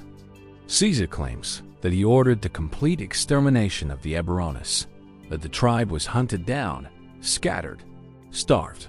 He invited rival tribes to plunder their lands, essentially erasing the Eburones from the political map of Gaul. But is that truly what happened? No physical evidence confirms the destruction of the Eburones on the scale Caesar describes. No mass graves have been found. No definitive archaeological layer indicating a cultural extinction. In fact, some later Roman records make scattered references to Belgic groups still active in the region generations later, some even bearing names curiously similar to Ebones. Could it be that Caesar exaggerated that what he labeled extermination was instead displacement? A propaganda move to amplify his military reputation during a politically tense period in Rome. It's not unthinkable. Caesar's writings served both as military reports and political memoirs. His depiction of the Eburones as utterly destroyed may have been more about image than accuracy. And what of Ambyx? According to Roman sources, he escaped the onslaught after the fall of his tribe. Caesar tells us Ambyx fled into the forests and were never seen again. No corpse was paraded through Roman streets. No capture, no trial, no burial. Some suggest he may have fled east into Germania, seeking refuge with tribes hostile to Rome. The Rhine was a known boundary between Roman and barbarian lands, and many rebels found safety beyond its banks. Oral traditions in parts of the Ardennes even speak of a shadowy figure who taught resistance to foreign invaders. A memory perhaps of Ambics reimagined as Mithridat. Others propose a more tragic ending, that he perished alone in the wilderness, refusing surrender. A warlord undone not by swords, but by the silence of exile. But the questions don't stop there. Centuries after the fall of the Eburones, medieval chroniclers occasionally refer to forgotten English kings who reigned in exile, their lineages preserved in whispers rather than law. Is it possible that some descendants of Ambiorix survived, assimilated into neighboring tribes, perhaps even into early Frankish or Moravian nobility? It's a notion few historians fully endorse, but one that tantalizes nonetheless. Meanwhile, genetic studies in the region have hinted at ancient population continuity, suggesting that while the Eburones may have lost their name, their bloodline may persist in modern Belgians, without written records or tomb inscriptions. Truth is difficult to pin down. In Tongeren, one of the oldest towns in Belgium, a statue of Ambiorix stands proudly in the town square. It was erected in the 19th century during a period of growing national identity. Today, he is seen as a symbol of defiance, of resistance against empire. But in many ways, he's also a symbol of the unknowable. What do we make of a leader who fought an empire and then walked into legend? Of a people who burned so brightly in history and then went dark without a trace? Perhaps the silence is not a void, but a form of legacy. A choice to survive, not as names in stone, but as whispers in trees, in fields, in stories passed on beneath the surface of time. As the forests close behind Ambiorix's fading trail, we journey next to the desert sands, where an ancient army is said to have marched into a storm and never returned. Another people swallowed by the land, and another silence waiting to be heard. The fields of Fontenoy lie quiet now, nestled in the rolling countryside of modern-day Belgium. The land gives little sign of the blood spilled here nearly 3 centuries ago. But in May of 1745, these meadows became the site of one of the most decisive battles of the War of the Austrian Succession, a clash between the armies of France and the Anglo-Dutch alliance. Amid the thundering cannons and orderly rows of infantry, one contingent stood apart. They marched under green flags embroidered with harps and the Latin words Sire et ubique, Fidel, I stat always and everywhere faithful. They were the Irish Brigade of France, renowned for their bravery, discipline, and relentless charges. These exiled Irish soldiers were more than mercenaries. They were men who had fled their homeland after the defeat of the Jacobite cause, and now fought in foreign armies with a singular purpose: to one day return and reclaim Ireland from British rule. At Fontenoy, they played a pivotal role. Historians agree that their charge broke the British line and turned the tide in France's favor. But then something strange happens. After that charge, the Irish Brigade seems to vanish. Contemporary French sources lavish praise on their heroism.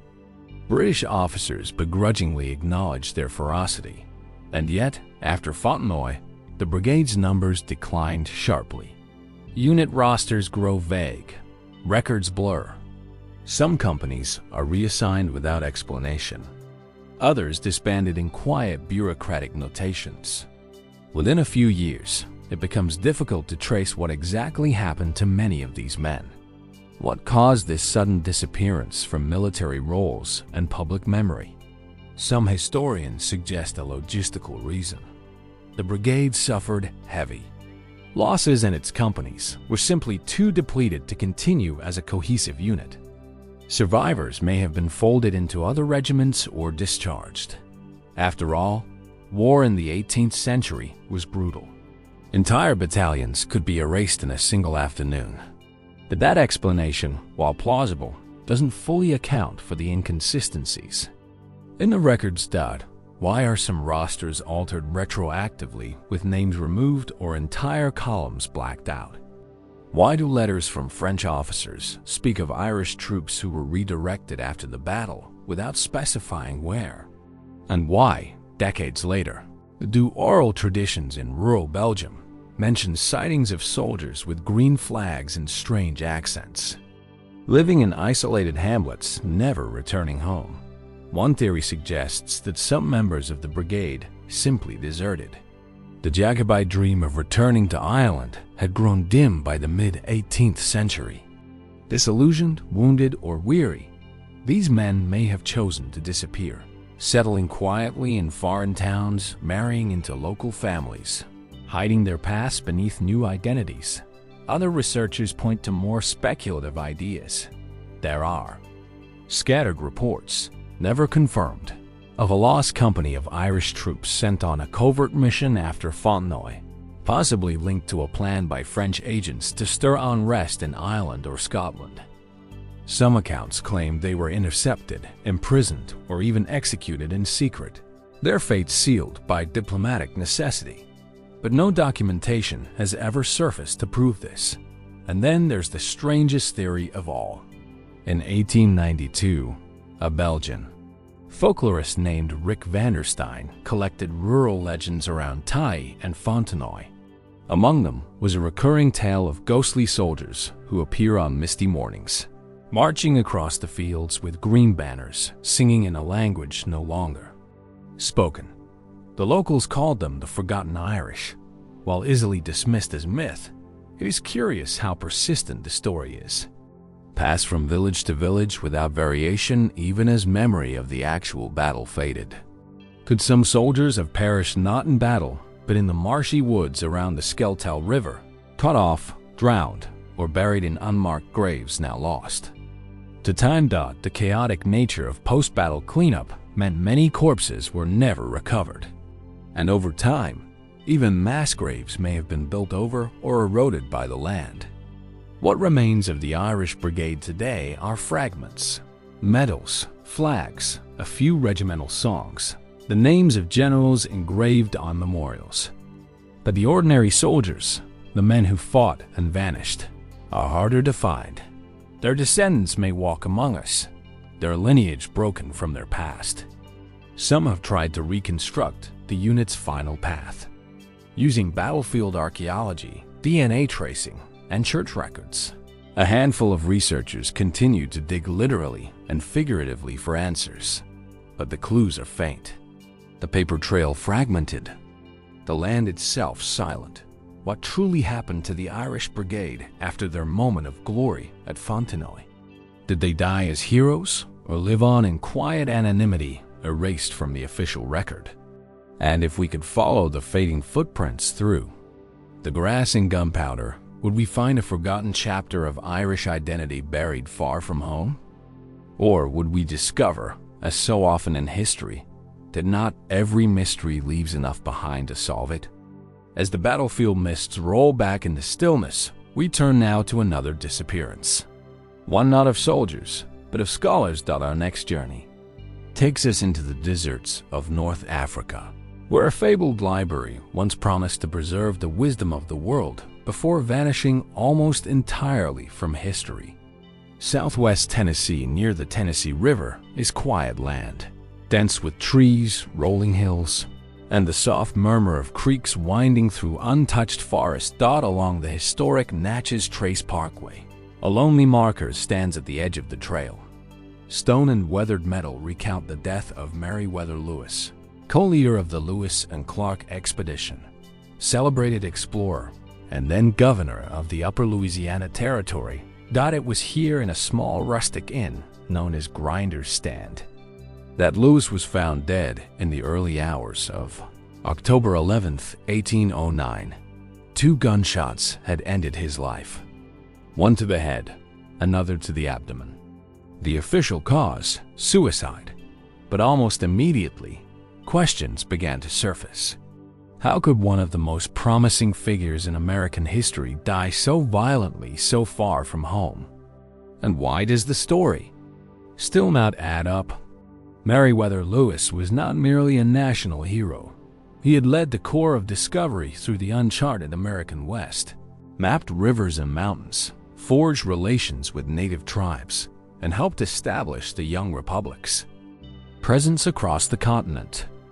By 1809, he was en route to Washington, D.C. to resolve official matters tied to his role as territorial governor, documents expenditures, and the promise of publishing the expedition journals that would shape America's understanding of its frontier. He never made it. Accounts from the innkeeper's wife, Priscilla Grinder, are the only eyewitness descriptions we have. She later told investigators that she heard gunfire during the night, but did not enter Lewis's room. At sunrise, she found him, badly wounded, suffering, pacing, bleeding. According to her, Lewis tried to finish the job, perhaps with a razor, but finally succumbed. Yet, her story shifted in later versions. Details changed. Some reports claim she said nothing until questioned much later. No autopsy was conducted, and Lewis, aged just 35, was buried hastily nearby under a modest monument. No ceremony, no investigation, no justice. Was it suicide? Perhaps Lewis had been struggling. Letters from friends mentioned bouts of depression. He was reportedly carrying morphine and mercury, commonly used in the early 19th century for both pain and mood-related ailments. Financial stress and political tension weighed on him, as did growing friction with his superiors in the government. But those who knew him well, including his expedition co-leader, William Clark, expressed doubt. Clark refused to accept the suicide verdict. Lewis, he insisted, was on his way to clear his name, restore his reputation, and prepare for marriage. Why would he choose to end his life now? Even President Thomas Jefferson, once his mentor and sponsor, seemed unsure, calling the death melancholy, but never decisively labeling it self-inflicted, and the physical wounds only deepened the mystery. Lewis reportedly suffered a shot to the head and one to the abdomen. But how likely is it that a man could shoot himself twice and survive long enough to pace the room, cry out, and attempt further injury? Forensic experts examining the report centuries later find the scenario troubling, especially given the type of flintlock pistol Lewis likely carried, which was neither light nor easy to reload quickly. Some suggest that the shots came from someone else. Could it have been murder? There were rumors of theft. Lewis was carrying valuable documents, perhaps even sensitive records from his time as governor. None were recovered. Others point to his servants who were traveling with him and reportedly gave conflicting accounts. Did one of them act out of anger or greed? Still others propose a wider conspiracy. Lewis had become entangled in political rivalries, accused of mismanagement, clashing with bureaucrats, and perhaps harboring secrets from the Western territories. Some historians speculate he might have uncovered matters worth silencing, though no concrete evidence supports that theory. And then there's the role of the innkeeper and his wife. Why didn't they intervene when they heard gunshots? Why didn't they seek help immediately? Why did their testimony change? Their silence, whether from fear or guilt, left the story vulnerable to rumor and doubt. In the decades that followed, Lewis's death was quietly memorialized, but never truly explained. Family members pushed for investigation, even exhumation, but were denied. In 1996, descendants filed a petition to reopen the grave and conduct modern forensic analysis. Despite early approval, the plan was halted by the National Park Service, citing concerns over preservation and historical integrity.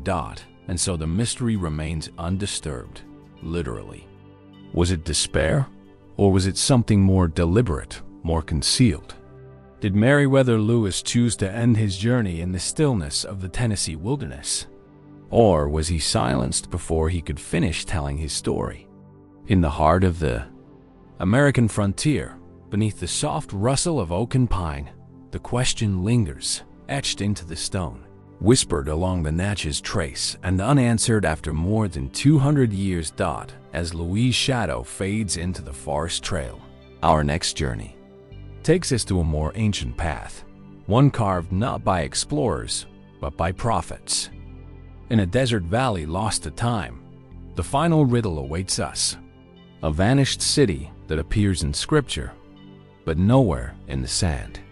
The island of Elba basks in Mediterranean light, its olive groves and red-roof villas resting against rugged hills. And Sapphire Coast. It is tranquil now, serene and sunlit, a picturesque destination for tourists seeking quiet respite.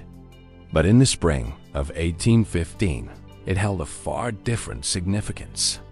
For 300 days, it was a gilded prison for a man who once ruled much of Europe, Napoleon Bonaparte. After his abdication in April 1814, Napoleon was exiled here, granted sovereignty over the island as a consolation. Though dethroned, he retained a title, Emperor of Elba, and a modest military guard.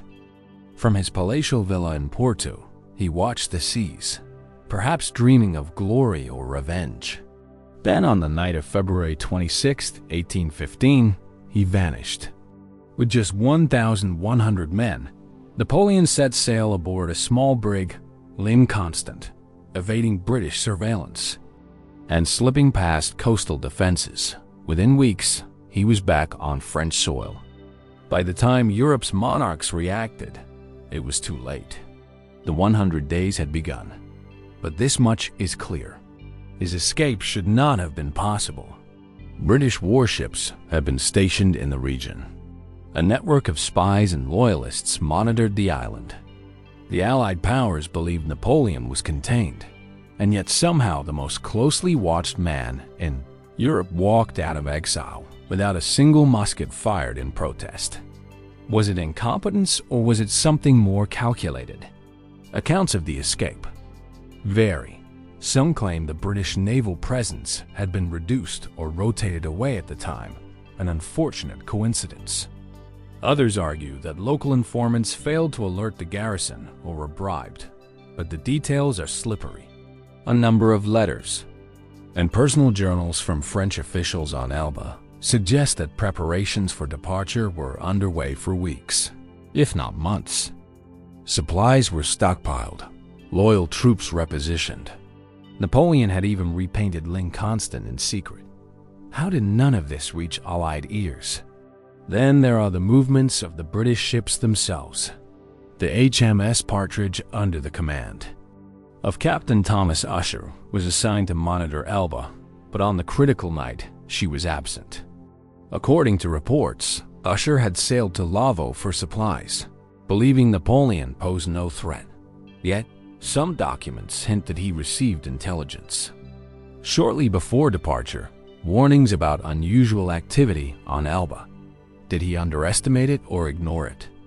Some historians point to a more unsettling theory that Napoleon's escape was allowed, that elements within British or Austrian circles believed it would serve their interests to have him return, either to destabilize France further or justify greater crackdowns on revolutionary forces across Europe. While circumstantial, this theory persists because of how smoothly the escape unfolded, almost too smoothly. Could it have been orchestrated not just by Napoleon, but by shadowed hands beyond the Mediterranean? Even Napoleon's own writings leave hints. In his dictated memoirs from St. Helena, he mentions forces beyond my own will that seemed to clear the way. Was he referring to divine providence, political strategy, or something more clandestine? Meanwhile, on Elba, confusion reigned. Records from the time suggest that many locals didn't realize Napoleon was gone until hours after his departure. Some claim to have seen his troops marching with supplies in broad daylight. Was this a carefully choreographed illusion, or had the watchman simply stopped watching? And then there's the question of motive. Napoleon was by all accounts exhausted in 1814. His empire crumbled, his family scattered. But by early 1815, something had changed. Reports say he was reinvigorated, meeting daily with trusted aides, reviewing troop movements across Europe. Some suggest he received intelligence from Paris, warnings of political instability under Louis XVIII. But how would such messages reach him under house arrest?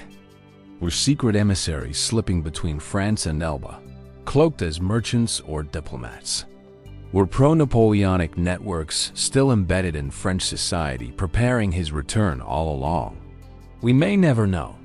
Most of the communications from that period were oral or coded or destroyed. Those who might have known the full plan either died in war or refused to speak. In the days following the escape, European leaders were stunned, but perhaps none were truly surprised. Napoleon had always been a master of timing, manipulation, and momentum. He arrived in France not as a prisoner fleeing exile, but as a returning emperor, greeted by soldiers who once pledged allegiance to his enemies, now cheering his name. The escape from Elba remains one of the most dramatic episodes in Napoleonic history. And yet, it is also one of the least understood. Was it the act of a desperate man defying fate? Or part of a larger design that stretched across courts and kingdoms?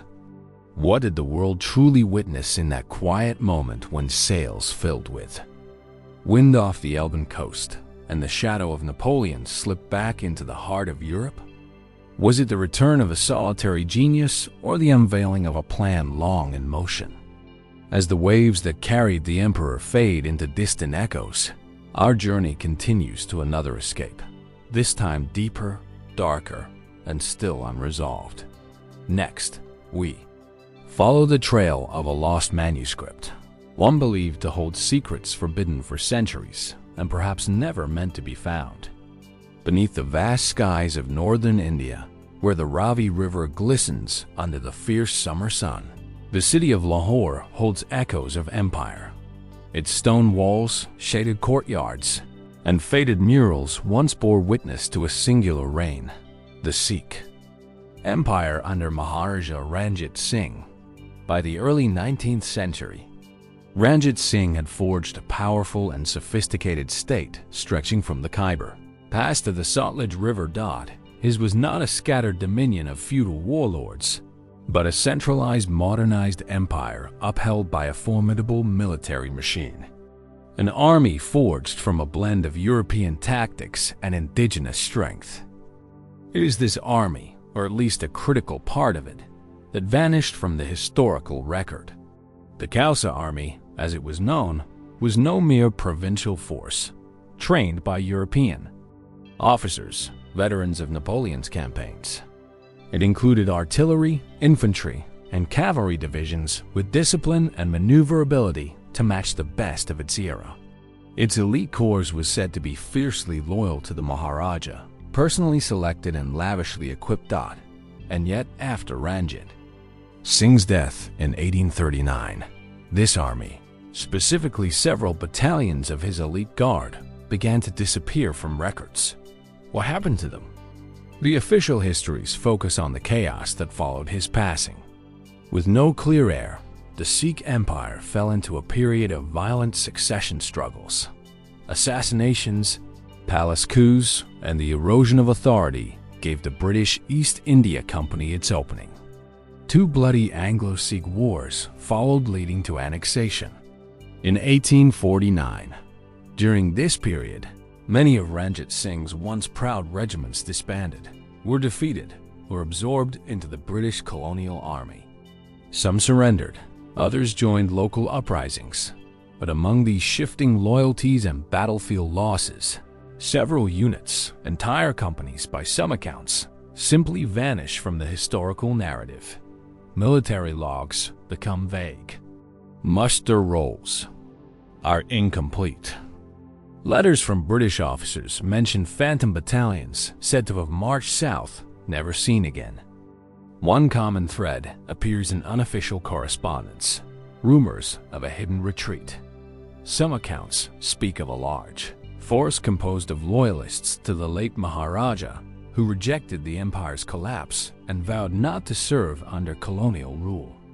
Rather than disband, they are said to have marched east or south into the deserts of Rajasthan or the jungles of Madhya Pradesh, disappearing into the landscape with their weapons, banners, and honor intact. Local oral traditions preserved in villages far from Punjab seem to support this.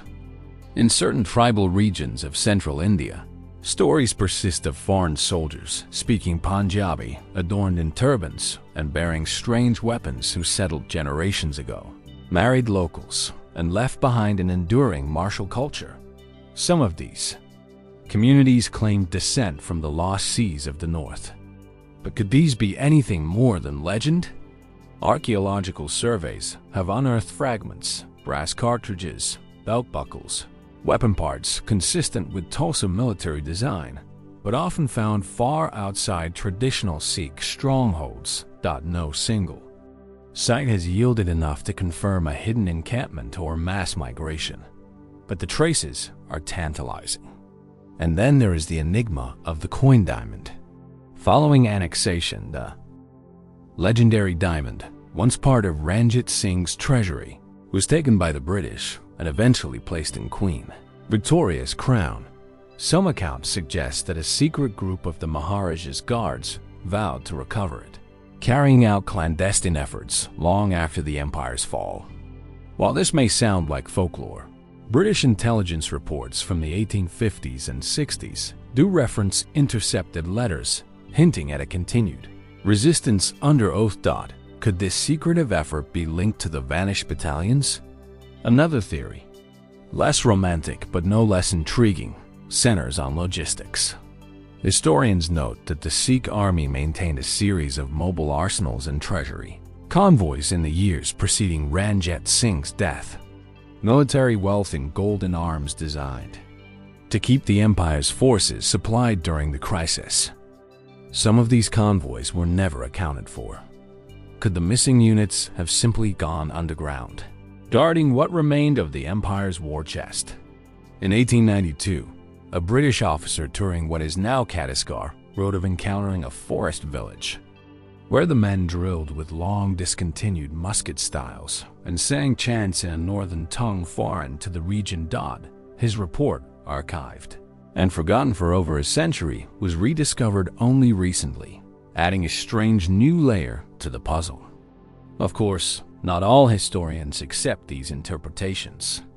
Many argue that poor record-keeping, the chaos of war, and post-colonial distortions have created the illusion of disappearance, where there was only disintegration. They see the lost army not as a ghost force, but as a casualty of imperial collapse. No mystery, just the messy erosion of a kingdom in turmoil. And yet the gaps remain.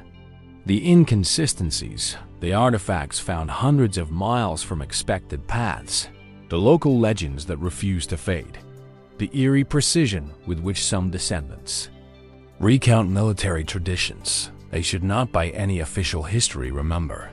What really became of those soldiers who marched away from Lahore, never to return? Did they perish quietly in unknown skirmishes? Or did they choose a different fate, one of silence, exile, and guarded legacy?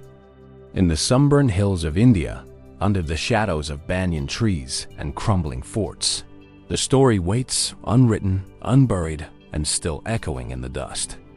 As the drums of the Khalsa fade into distant thunder, we move now toward the sands of another empire, and a mystery etched not into maps or memories, but into stone. Next, we examine the strange disappearance of a temple that was once the heart of an ancient civilization, and then simply no more.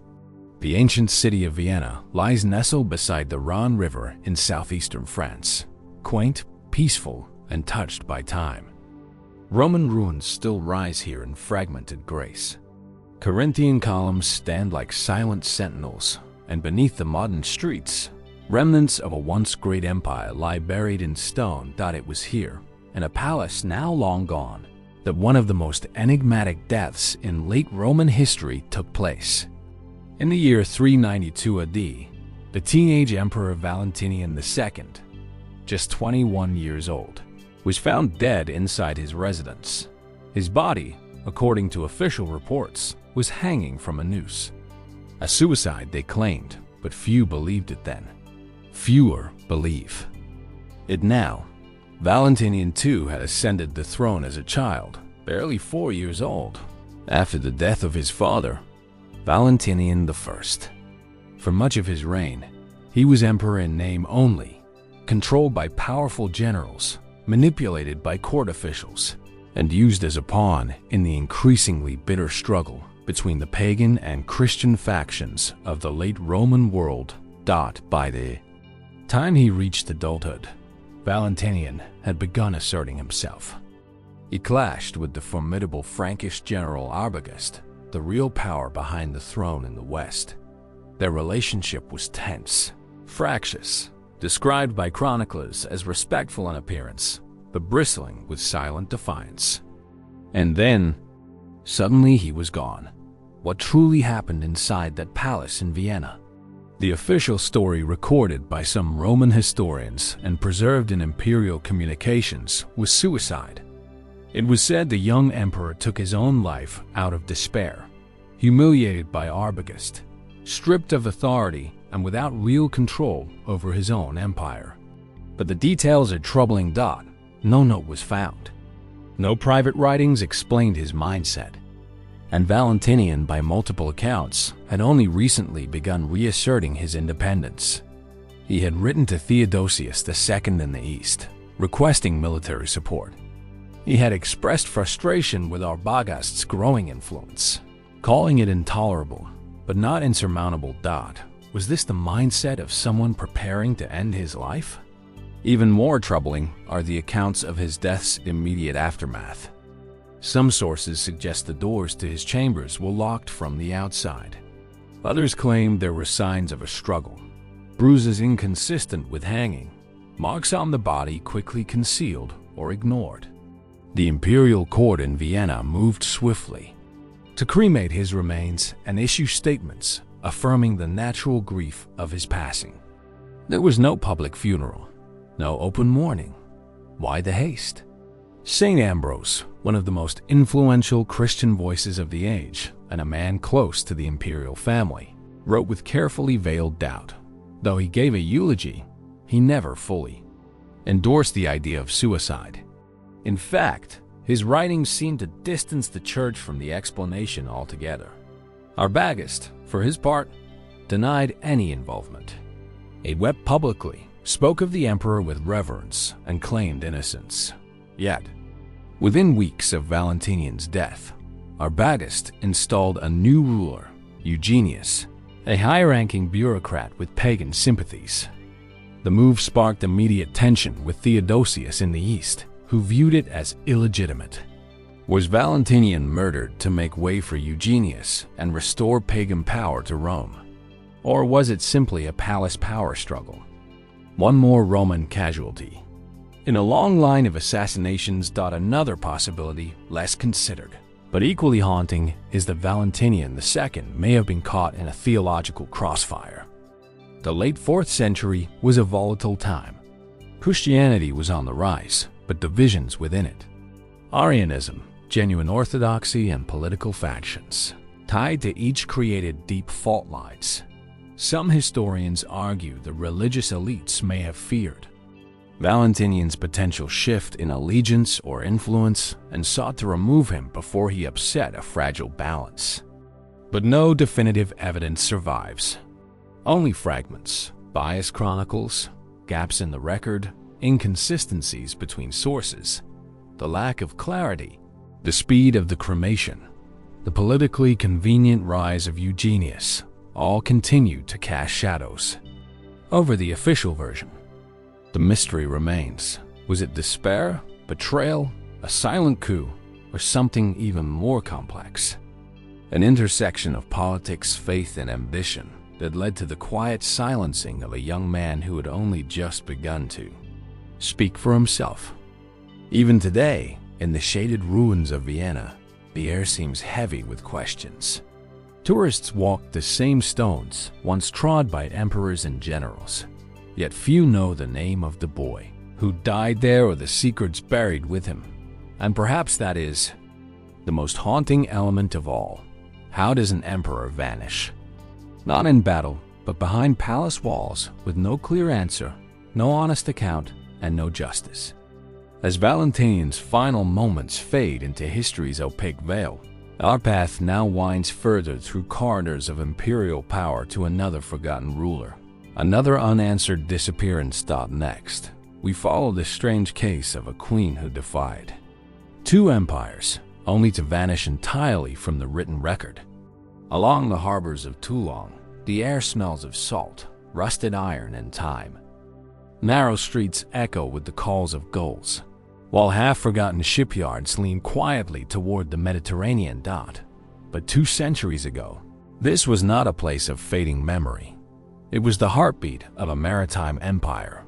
In the twilight of the Napoleonic Wars, as the cannons quieted and the eagle of France faltered, something curious occurred. Something that to this day remains unresolved. Following Napoleon Bonaparte's final defeat at the Battle of Waterloo in 1815, the French military fell into disarray. Armies surrendered.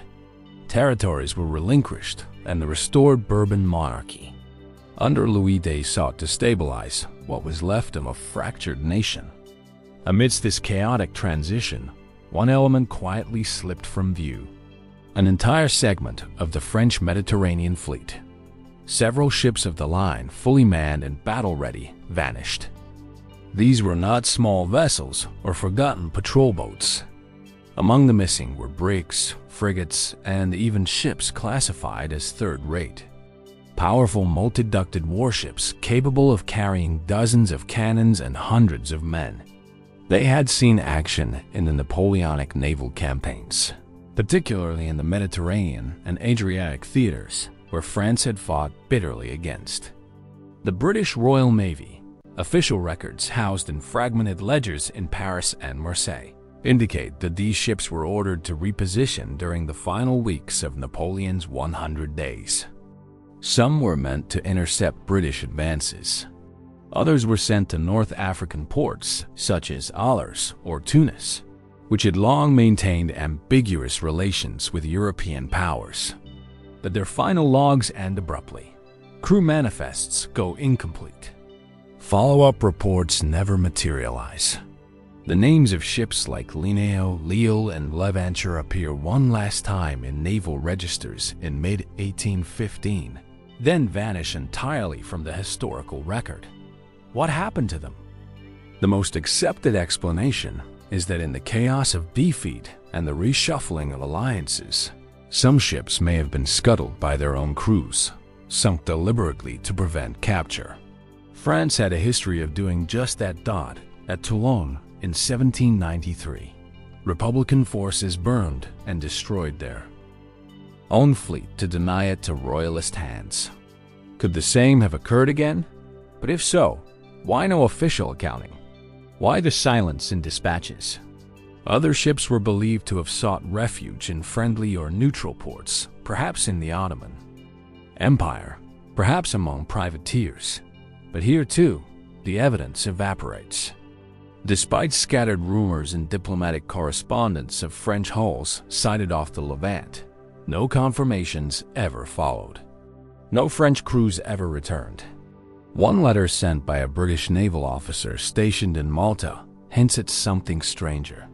He reported receiving word from a Maltese merchant of a squadron bearing flags docking briefly in Cyrenaica, what is now coastal Libya, then disappearing into the haze of the southern Mediterranean, as if vanishing into sand and water alike.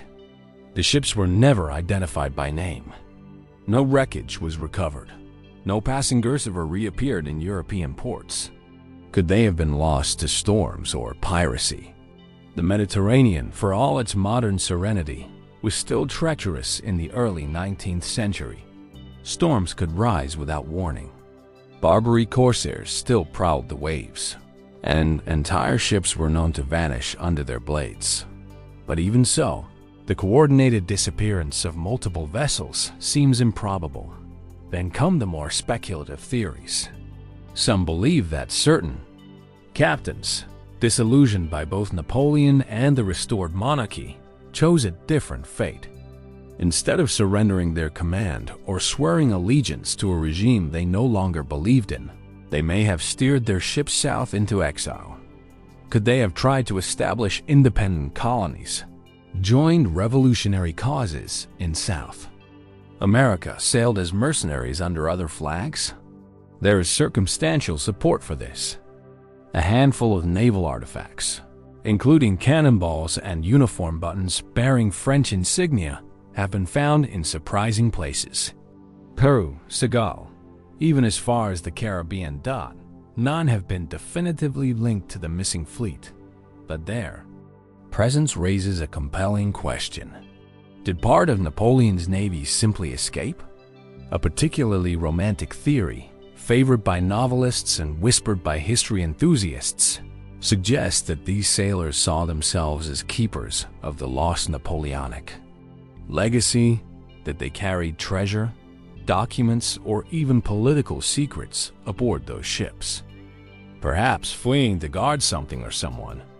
But here too, we drift into myth more than evidence. Today, the mystery remains unresolved. The ships are not listed among known wrecks. No mass graves or abandoned halls have been found. The French Navy's own archives note their disappearance, but offer no official explanation. It is as though a chapter of history was quietly torn from the page, and the sea swallowed the rest. And yet the question lingers in the time when great empires shifted overnight, when loyalties fractured and ambitions dissolved into exile. Was it so impossible that a few captains unwilling to bow simply chose to vanish? Where did they go? What did they carry? And why, 200 years later, do the waves still hold their silence? As the Mediterranean swells reclaim their secrets, we continue forward deeper into the hidden corridors of history. Ahead lies a forgotten stronghold and a king whose name vanished from every chronicle except one. The golden mosaics of Hagia Sophia shimmer beneath filtered sunlight. Their surface is fragmented but still brilliant, like memories pieced together from the past. Just beyond them lies the Hippodrome, now little more than stone foundations, but once the roaring heart of Byzantine spectacle. Chariots thundered, crowds screamed, emperors rose and fell. It was here in the very heart of Byzantium that Flavius Belisarius walked. First as a loyal servant of the Emperor Justinian, then as a silent, possibly disgraced figure. Revered in his lifetime as one of the greatest generals of the Eastern Roman Empire, Belisarius was a man who reclaimed lost provinces, defeated overwhelming odds, and at times seemed to hold the empire's fate in his hands. And yet his final years remain a haunting mystery. What really happened to General Belisarius? Did he die quietly, respected and honored, as some chronicles suggest? Or was he cast aside, blinded, humiliated, and left to beg for alms in the streets of the very city he helped defend? The truth, as with many stories from the twilight of the empire, is layered in contradiction. Belisarius was born around 500 AD in the region of Thrace and rose swiftly through the ranks under Emperor Justinian I. In an age when the Western Roman Empire had already collapsed into fragments, Belisarius reconquered parts of North Africa from the Vandals, crushed the Ostrogoths in Italy, and suppressed the Ney riots, one of the most violent civil disturbances in Byzantine history. His military skill was matched by a rare loyalty. Despite his victories, he never turned his sword against the emperor. He refused the crown when it was offered to him by rebels. He accepted demotion without rebellion. Time and again, he chose fidelity over ambition. Yet for all his service, Belisarius was dismissed from command more than once.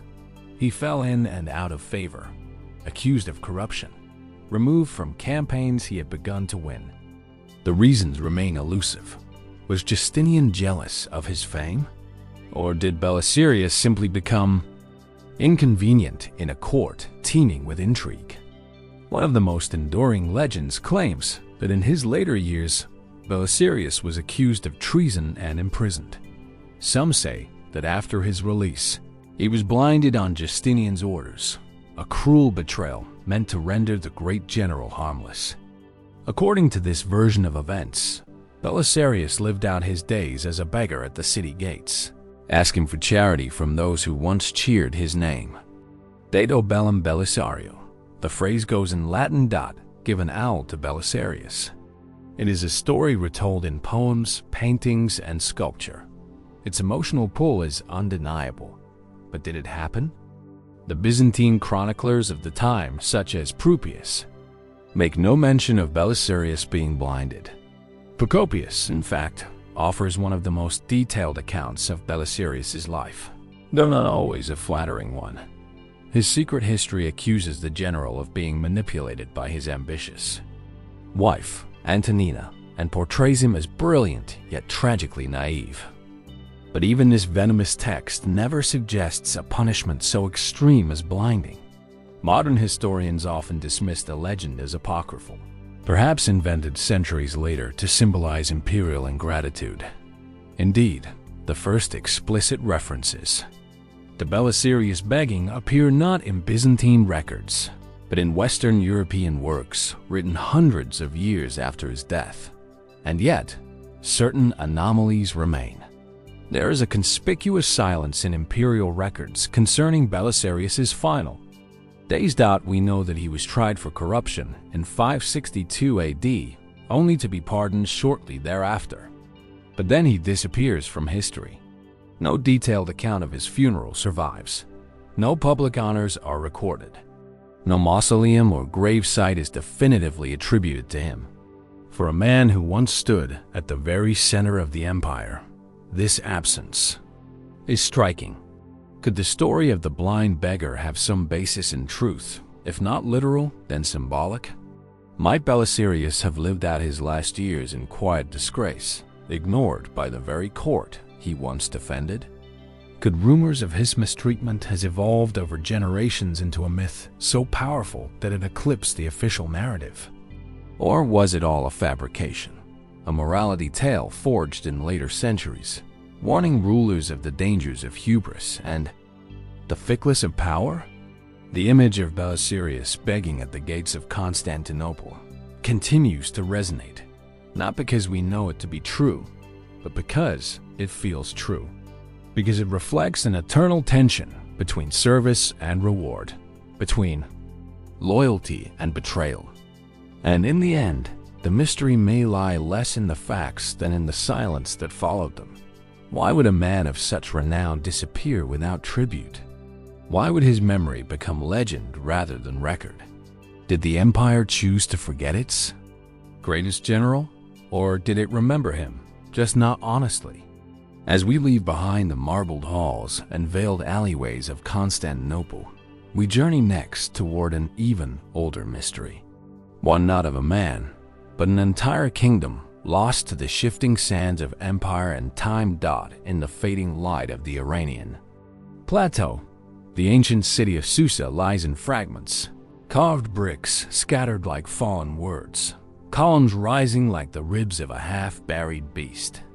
Once the administrative capital of the Aymid Empire, it was here that kings issued decrees in cuneiform and queens veiled in power and mystery walked between. Palace walls layered with blue glazed tiles. And somewhere, perhaps in this very dust, a name once whispered with reverence and fear has been all but erased. Paris, too, a royal figure whose story blurs the line between myth and history. What happened to her? Why is so little known of her rule? And how could the legacy of a queen so closely tied to the bloodline of Persia's greatest conqueror simply vanish? To understand her mystery, we must first trace the lineage. Paris, too, was no ordinary royal. She was the daughter of Artois Xerxes III, a powerful Spanish king who reigned during one of the most turbulent periods of Persian history. Her family line was steeped in conquest, betrayal, and political cunning. Her namesake, Parasantis Workis, her grandmother, was infamous for her ruthless grip over court politics and her influence over several generations of kings. In a way, Parasitis too inherited not just a name, but a legacy of veiled dominance behind the throne. She became the wife, possibly even the half-sister of Darius III, the last king of the Achaemenid Empire. The same Darius who faced Alexander the Great on the battlefield and who ultimately fled from defeat only to be betrayed by his own satraps. Here the trail of Paris grows hazy. Ancient historians like Arrian, Curtius Rufus, and Plutarch mention her only in passing, if at all. She is absent from official inscriptions, tombs, and reliefs that detail the final days of the Persian Empire. Yet, Persian court tradition held that queens, especially those of noble blood, were rarely far from power. She would not have been a passive figure, and yet she disappears from the record like a shadow swallowed by the firelight. Some sources suggest that Paris was taken captive by Alexander after the defeat of Darius III. This would not have been unusual. Capturing royal women was a common tactic to assert dominance and legitimacy. But unlike the more prominent royal women such as Statera or Barcine, Parasitis does not re-emerge in Macedonian accounts. No marriage alliance, no execution, no mention. Where did she go? One theory is that she may have been quietly exiled or cloistered, perhaps hidden by loyal Persian nobles who feared Macedonian reprisal. In the chaos following Darius' assassination and Alexander's rapid conquests, many Achaemenid loyalists retreated into the mountainous regions of modern-day Iran and Afghanistan. Could she have gone with them, disguised, protected, forgotten? Other scholars propose a darker fate in a court rife with assassinations and strategic disappearances. Perhaps she too was eliminated, silenced before she could serve as a rallying figure for resistance. If so, her death was never recorded. Body. No mausoleum. No mourning rites chronicled by Greek or Persian scribes. And yet, there are tantalizing clues buried in later Persian folklore. Among Zoroastrian oral traditions, passed down through Sassanid and post-Islamic Persian texts, there are mentions of a queen of royal blood who evaded the armies of the Macedonian king. She is said to have traveled eastward, establishing a court in secret, vowing that the line of Cyrus would one day return. Is this simply legend crafted by nationalistic storytellers in later centuries? Or could it be a distant echo of Parasitis II's unrecorded journey? Adding to the intrigue, archaeologists in the 20th century uncovered a sealed office. Inside were remains of a woman buried with royal symbols, but without inscription. The tomb's construction dates to the late 4th century BC, precisely the period of Darius III's fall. Could it be hers? We may never know. Even her name, Paristis, seems to have become taboo in the aftermath of Alexander's conquest. Greek historians, who wrote extensively on other royal women, remain oddly silent about her. Was this omission intentional, a political erasure designed to diminish a potential symbol of Persian resilience? Or did she choose obscurity, vanishing by design into the tapestry of a dying empire? Today, only fragments of her story survive. A name, a title, a bloodline, but the mystery remains in an age when queens shaped dynasties behind the veil, where power was as much a whisper as a decree. What does it mean for one to vanish completely? What does it mean for one to vanish completely? Completely. Was Parasitis II erased by her enemies? Hidden by her allies? Or did she walk away from the throne willingly, choosing silence over spectacle? Somewhere, perhaps beneath the sands of Persia or the forgotten pages of history, the answer still waits. As the twilight of the Achaemenids fades, we follow the mystery into a different empire. One that rose from conquest, vanished in legend, and may yet hold secrets beneath centuries of dust. In the quiet outer precincts of the Saint Denis Basilica, just north of modern-day Paris, lie the bones of centuries of French monarchs. Stone sarcophagi rest in solemn ranks beneath Gothic arches. Light filters down through stained glass, casting shifting halos on worn effigies of kings and queens long forgotten by time. It was here in 1959 that a team of French archaeologists made a discovery that should have resolved one of history's long-standing absences. Deep beneath the basilica, hidden in a lead-lined sarcophagus, they uncovered the remains of a richly adorned woman. Her burial clothes were woven with gold thread. Her jewelry, including intricately fashioned gold earrings and a belt buckle of almost unmatched craftsmanship, spoke of power and nobility. She was identified as Queen Arnegund, wife of Clyrth, mother of Kilperthra, and a figure linked by blood to the founding line of medieval France. But decades later, the certainty surrounding that identification would begin to unravel, and with it, the woman herself would slip once again into obscurity. Was the skeleton truly hers? If so, where is it now? And if not, who was the woman entombed in such splendor? Arnegundi, a Merovingian queen of the 6th century AD, lived during a time when power was brutal, inheritance was uncertain, and women at court often wielded influence behind veils of ritual and alliance. Sources from the period, primarily the historian Gregory of Tours, mention her only briefly. She is described as devout, politically aware, and embedded in the court's shifting tides of loyalty. But apart from her son, King Chilic, who would later become infamous in his own right, Anaguna left little trace. No tomb inscription, no monument, no detailed chronicles of her death that made the 1959 discovery so compelling. Radiocarbon dating placed the burial to the mid-6th century. The location close to the royal necropolis fit expectations, and most convincingly, a nameplate found near the burial bore the inscription Arnegundis. It seemed the mystery was solved, but as forensic science advanced, so too did the questions. In the 1990s and early 2000s, when French scientists revisited the remains, discrepancies began to emerge. The body, though richly adorned, showed signs of physical strain, arthritic joints, scoliosis, even damage suggestive of frequent horseback riding. The woman had died in her 40s, likely after multiple childbirths, but showed none of the symptoms typical of a sedentary aristocratic lifestyle. Was this really a queen? Then, curiously, the remains themselves disappeared from the public record. Unlike other royal burials at Santini, the bones attributed to Arnegund were not reinterred with ceremony. They were not displayed, nor were they fully catalogued for scientific study in the decades that followed.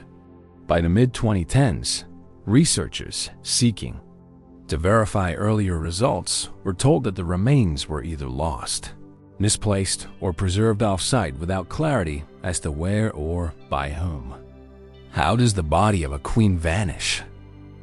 How does the body of a queen vanish? Twice. One theory suggests a clerical or bureaucratic error.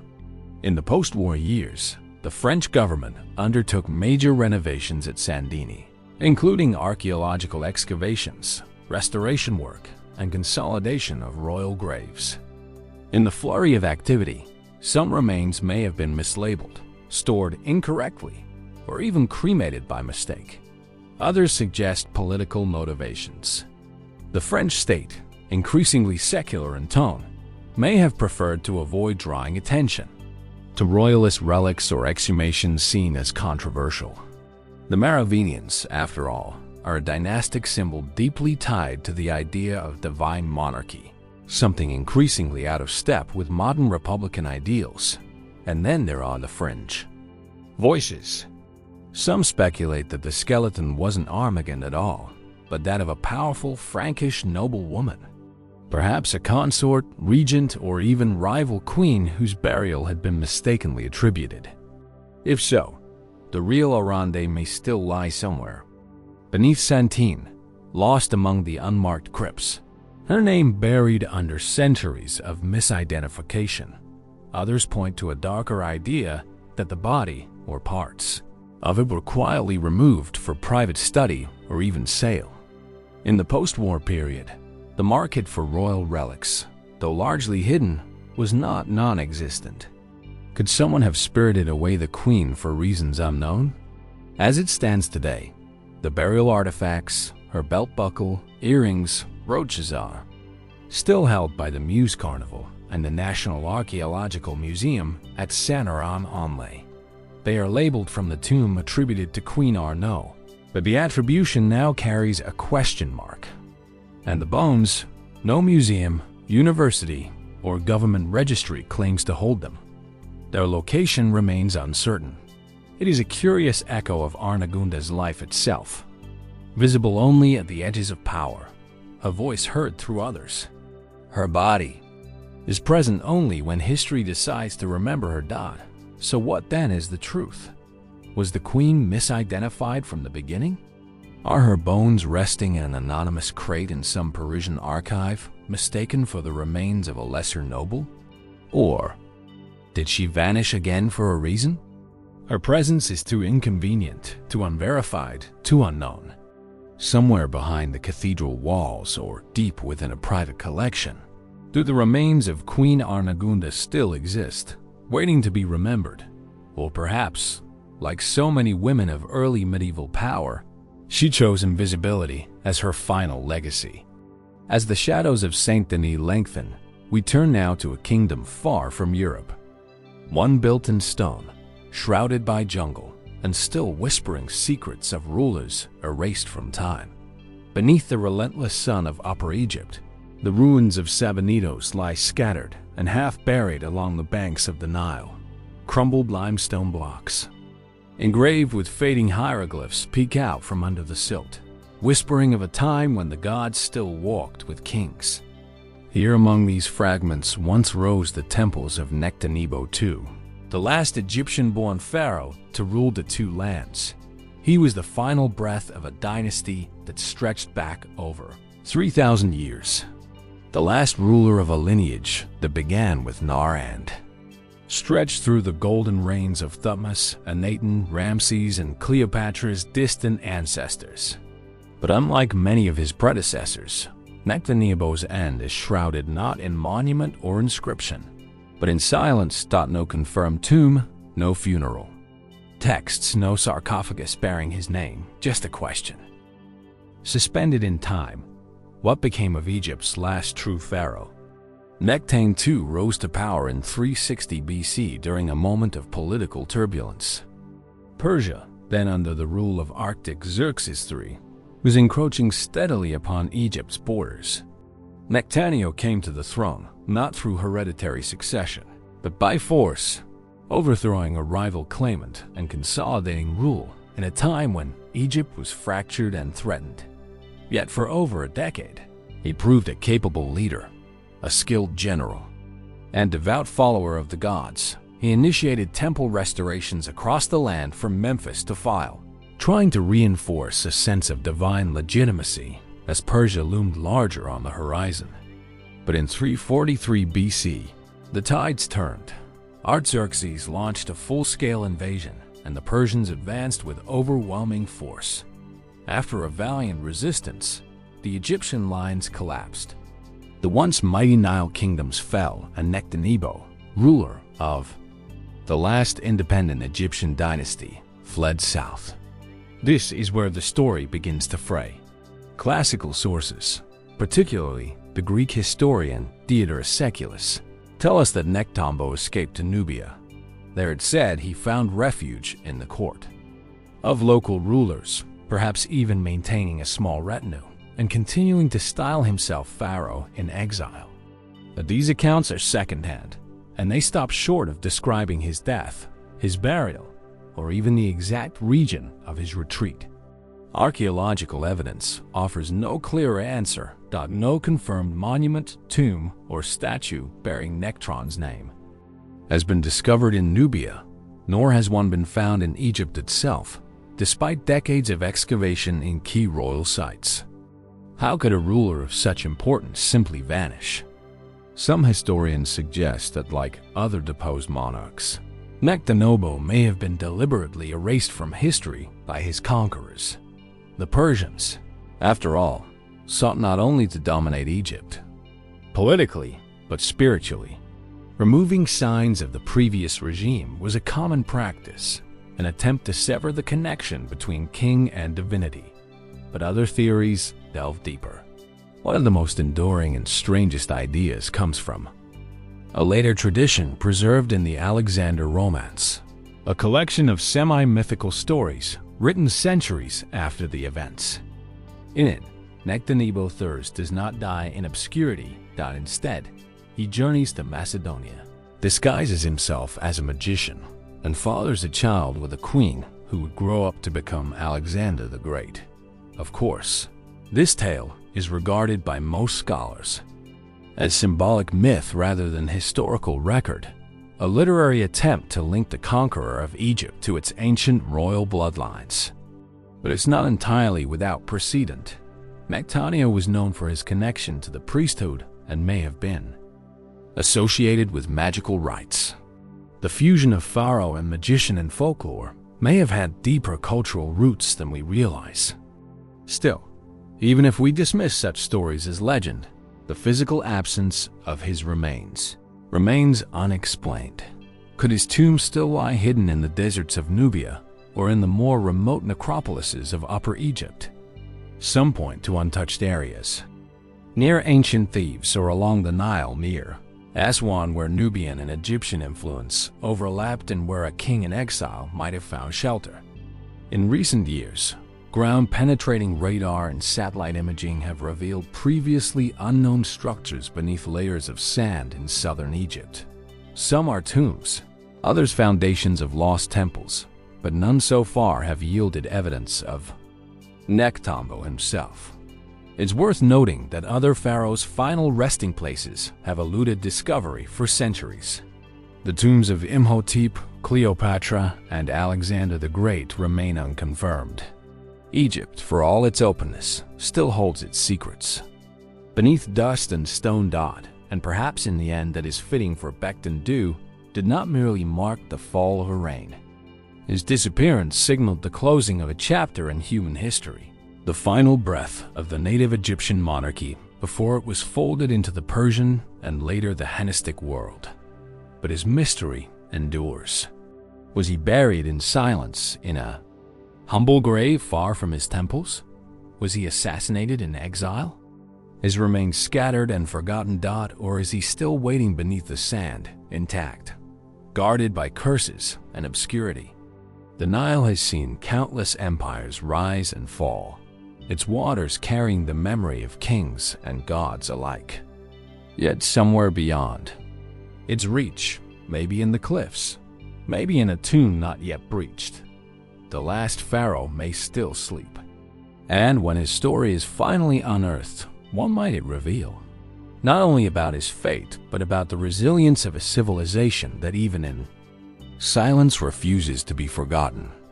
From the fading light of Egypt's dynasties, we journey next to the mist-wrapped highlands of South America, where the echoes of another royal lineage and its sudden disappearance still ripple through stone citadels and cloud forests.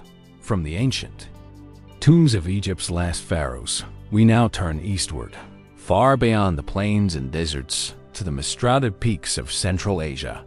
Here, legends speak of a hidden kingdom untouched by time and of rulers whose wisdom was said to shape the fate of the world. But where did they go? And did they ever exist at all? In the high, windswept ranges of the Himalayas, where the earth meets the sky and silence stretches like a veil between realms, stories echo across the snowy ridges, whispers of a kingdom unseen by ordinary eyes. This is Shambhala. In Sanskrit, the name means place of peace or place of silence. And yet for centuries, Shambhala has been anything but quiet in the imagination of seekers, mystics, monks, and conquerors alike. Said to lie somewhere beyond the snowy peaks of Tibet, or perhaps within the vast steppes of Central Asia, Shambhala is described not just as a spiritual sanctuary, but as a real physical kingdom that once flourished. ruled by enlightened monarchs whose disappearance remains one of history's most enigmatic vanishing acts. But what is Shambhala truly? Is it a metaphor for inner wisdom or a memory of a forgotten civilization? The earliest known references to Shambhala appear in the Kala Chakra Tantra, a complex and esoteric Buddhist text likely composed around the 10th century AD. In its verses, Shambhala is portrayed as a great and sacred realm protected by mountains, and invisible to those impure of heart. It was, according to these texts, ruled by a line of wise and righteous kings, beginning with King Sukandra, who received teachings directly from the Buddha himself. These rulers were said to have guided their people in an advanced spiritual path, harmonizing outer governance with inner realization. Shambhala became in this lore a beacon of balance, a utopia not only in philosophy but in practice. But as the centuries passed, the Kala Chakra tradition foretold that Shambhala would one day be forced into battle. A time would come when the world would descend into chaos, overrun by war, greed, and spiritual decay.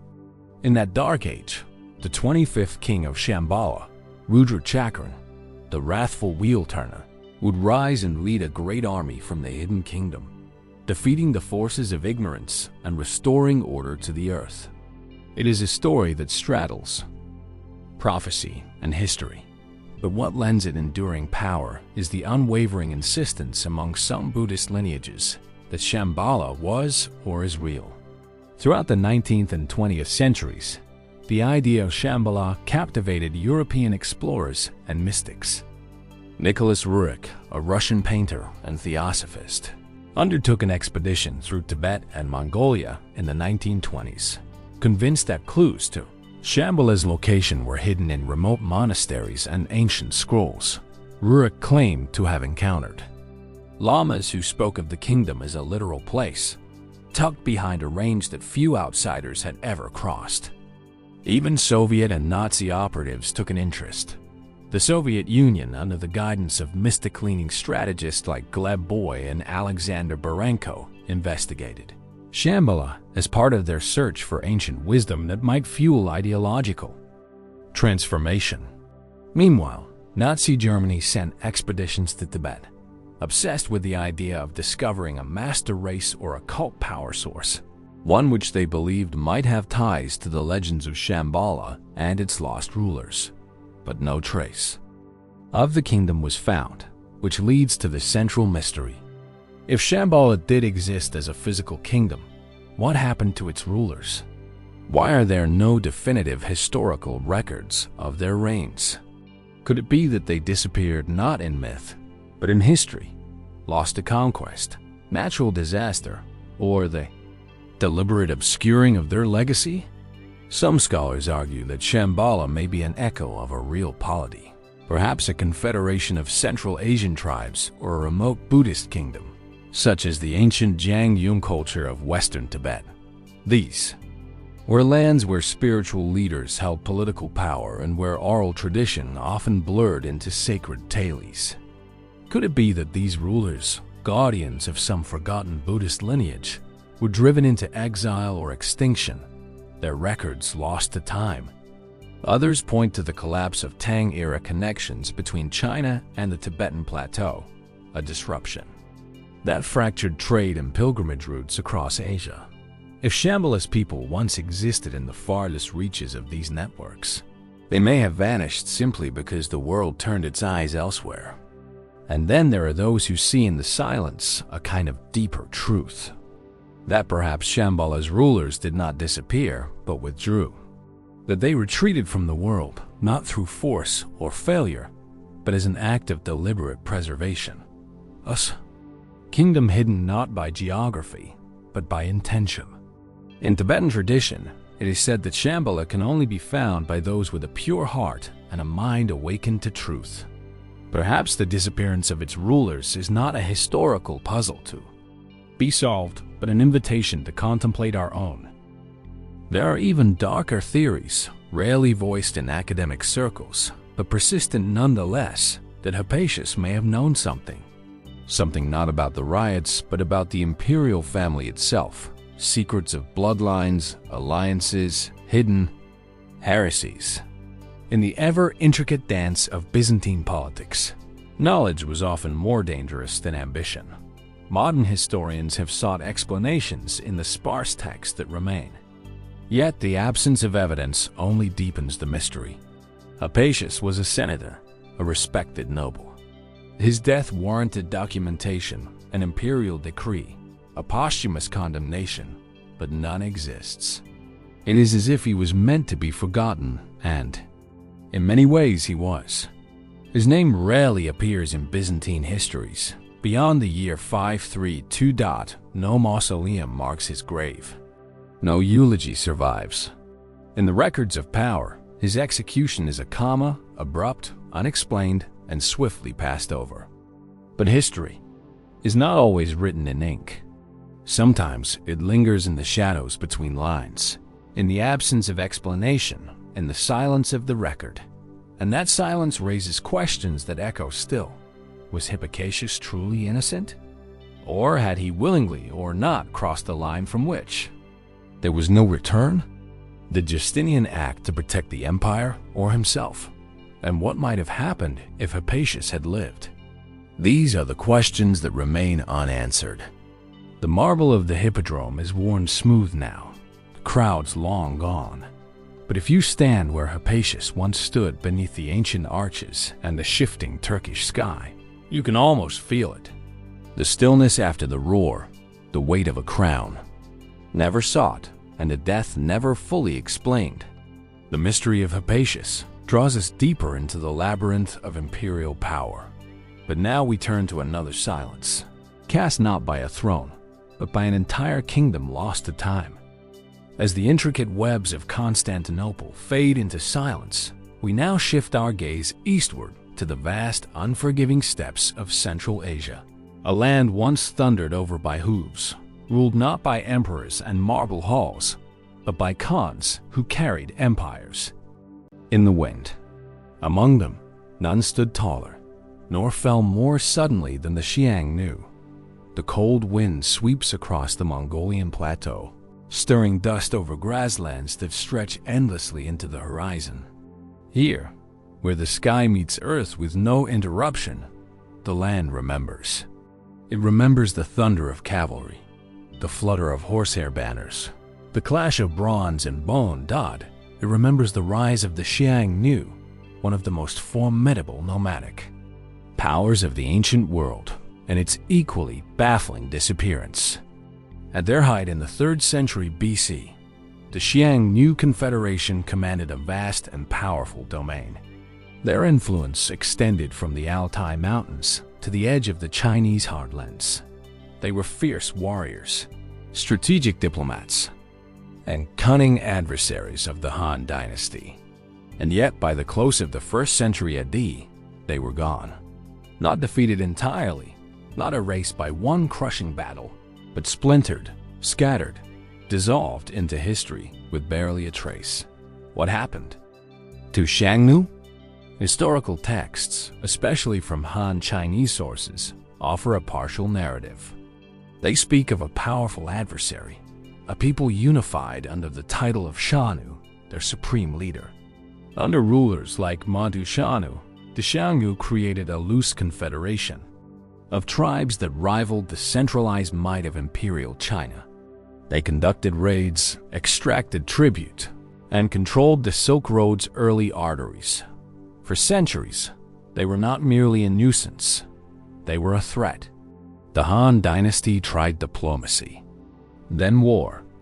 Emperor Wu of Han launched massive military campaigns against the Xiongnu in the 2nd century BC, weakening their grip, but never entirely breaking it. Later, Han strategies evolved, divide and conquer. By the 1st century AD, Han diplomats played rival Xiongnu factions against each other, and the confederation began to fracture. Mainstream history tells us that internal civil war and external pressure led to the Xiangnu split into northern and southern groups. The southern Xiangnu were absorbed into Han territory, settled as vassals and border guards. The northern Xiongnu, resisting this fate, fled westward and vanished into the steppe. And this is where the mystery begins. Who was Shang really? And where did they go? Some historians have suggested that the Xiongnu did not disappear at all, but rather transformed. A theory long debated proposes that they migrated westward over centuries and re-emerged as the Huns, who would later terrorize the Ramang Empire under a law. Linguistic and cultural similarities have been noted. Some burial practices, weapon types, and even nomadic governance structures between the Xiongnu and early Huns appear uncannily alike, but the evidence is circumstantial, and no direct archaeological link has ever been proven. Could an entire civilization simply vanish from the eastern steppes and reappear on the frontiers of Europe, leaving no definitive trail? Or were the Xiongnu absorbed into other emerging powers like the Xianbei or even early Turk tribes gradually, losing their distinct identity as intertribal warfare and shifting alliances reshaped Central Asia? Then there is the silence of the steppe itself. While Han sources survive, they are not impartial. Chinese chroniclers described the Xiongnu as barbarians, dangerous, disorderly, and expendable. The voices of the Xiongnu themselves have not endured. No known script, no carved monument, no palace ruin tells their side of the story. What if the Confederation's fall was not merely a political collapse, but a cultural eraser? Still others point to environmental pressures. Climate data reconstructed from lake sediments in Mongolia and western China suggests that drought conditions may have intensified in the late 1st century AD. A drying steppe would have strained this Xiongnu economy based on horses, cattle, and seasonal movement. Could climate change have broken the fragile web of alliances that held the Confederation together? Or perhaps the Xiongnu's own strength doomed them. As their empire expanded, so too did the challenge of unity. With power decentralized among tribal chieftains, rivalries would have simmered just beneath the surface.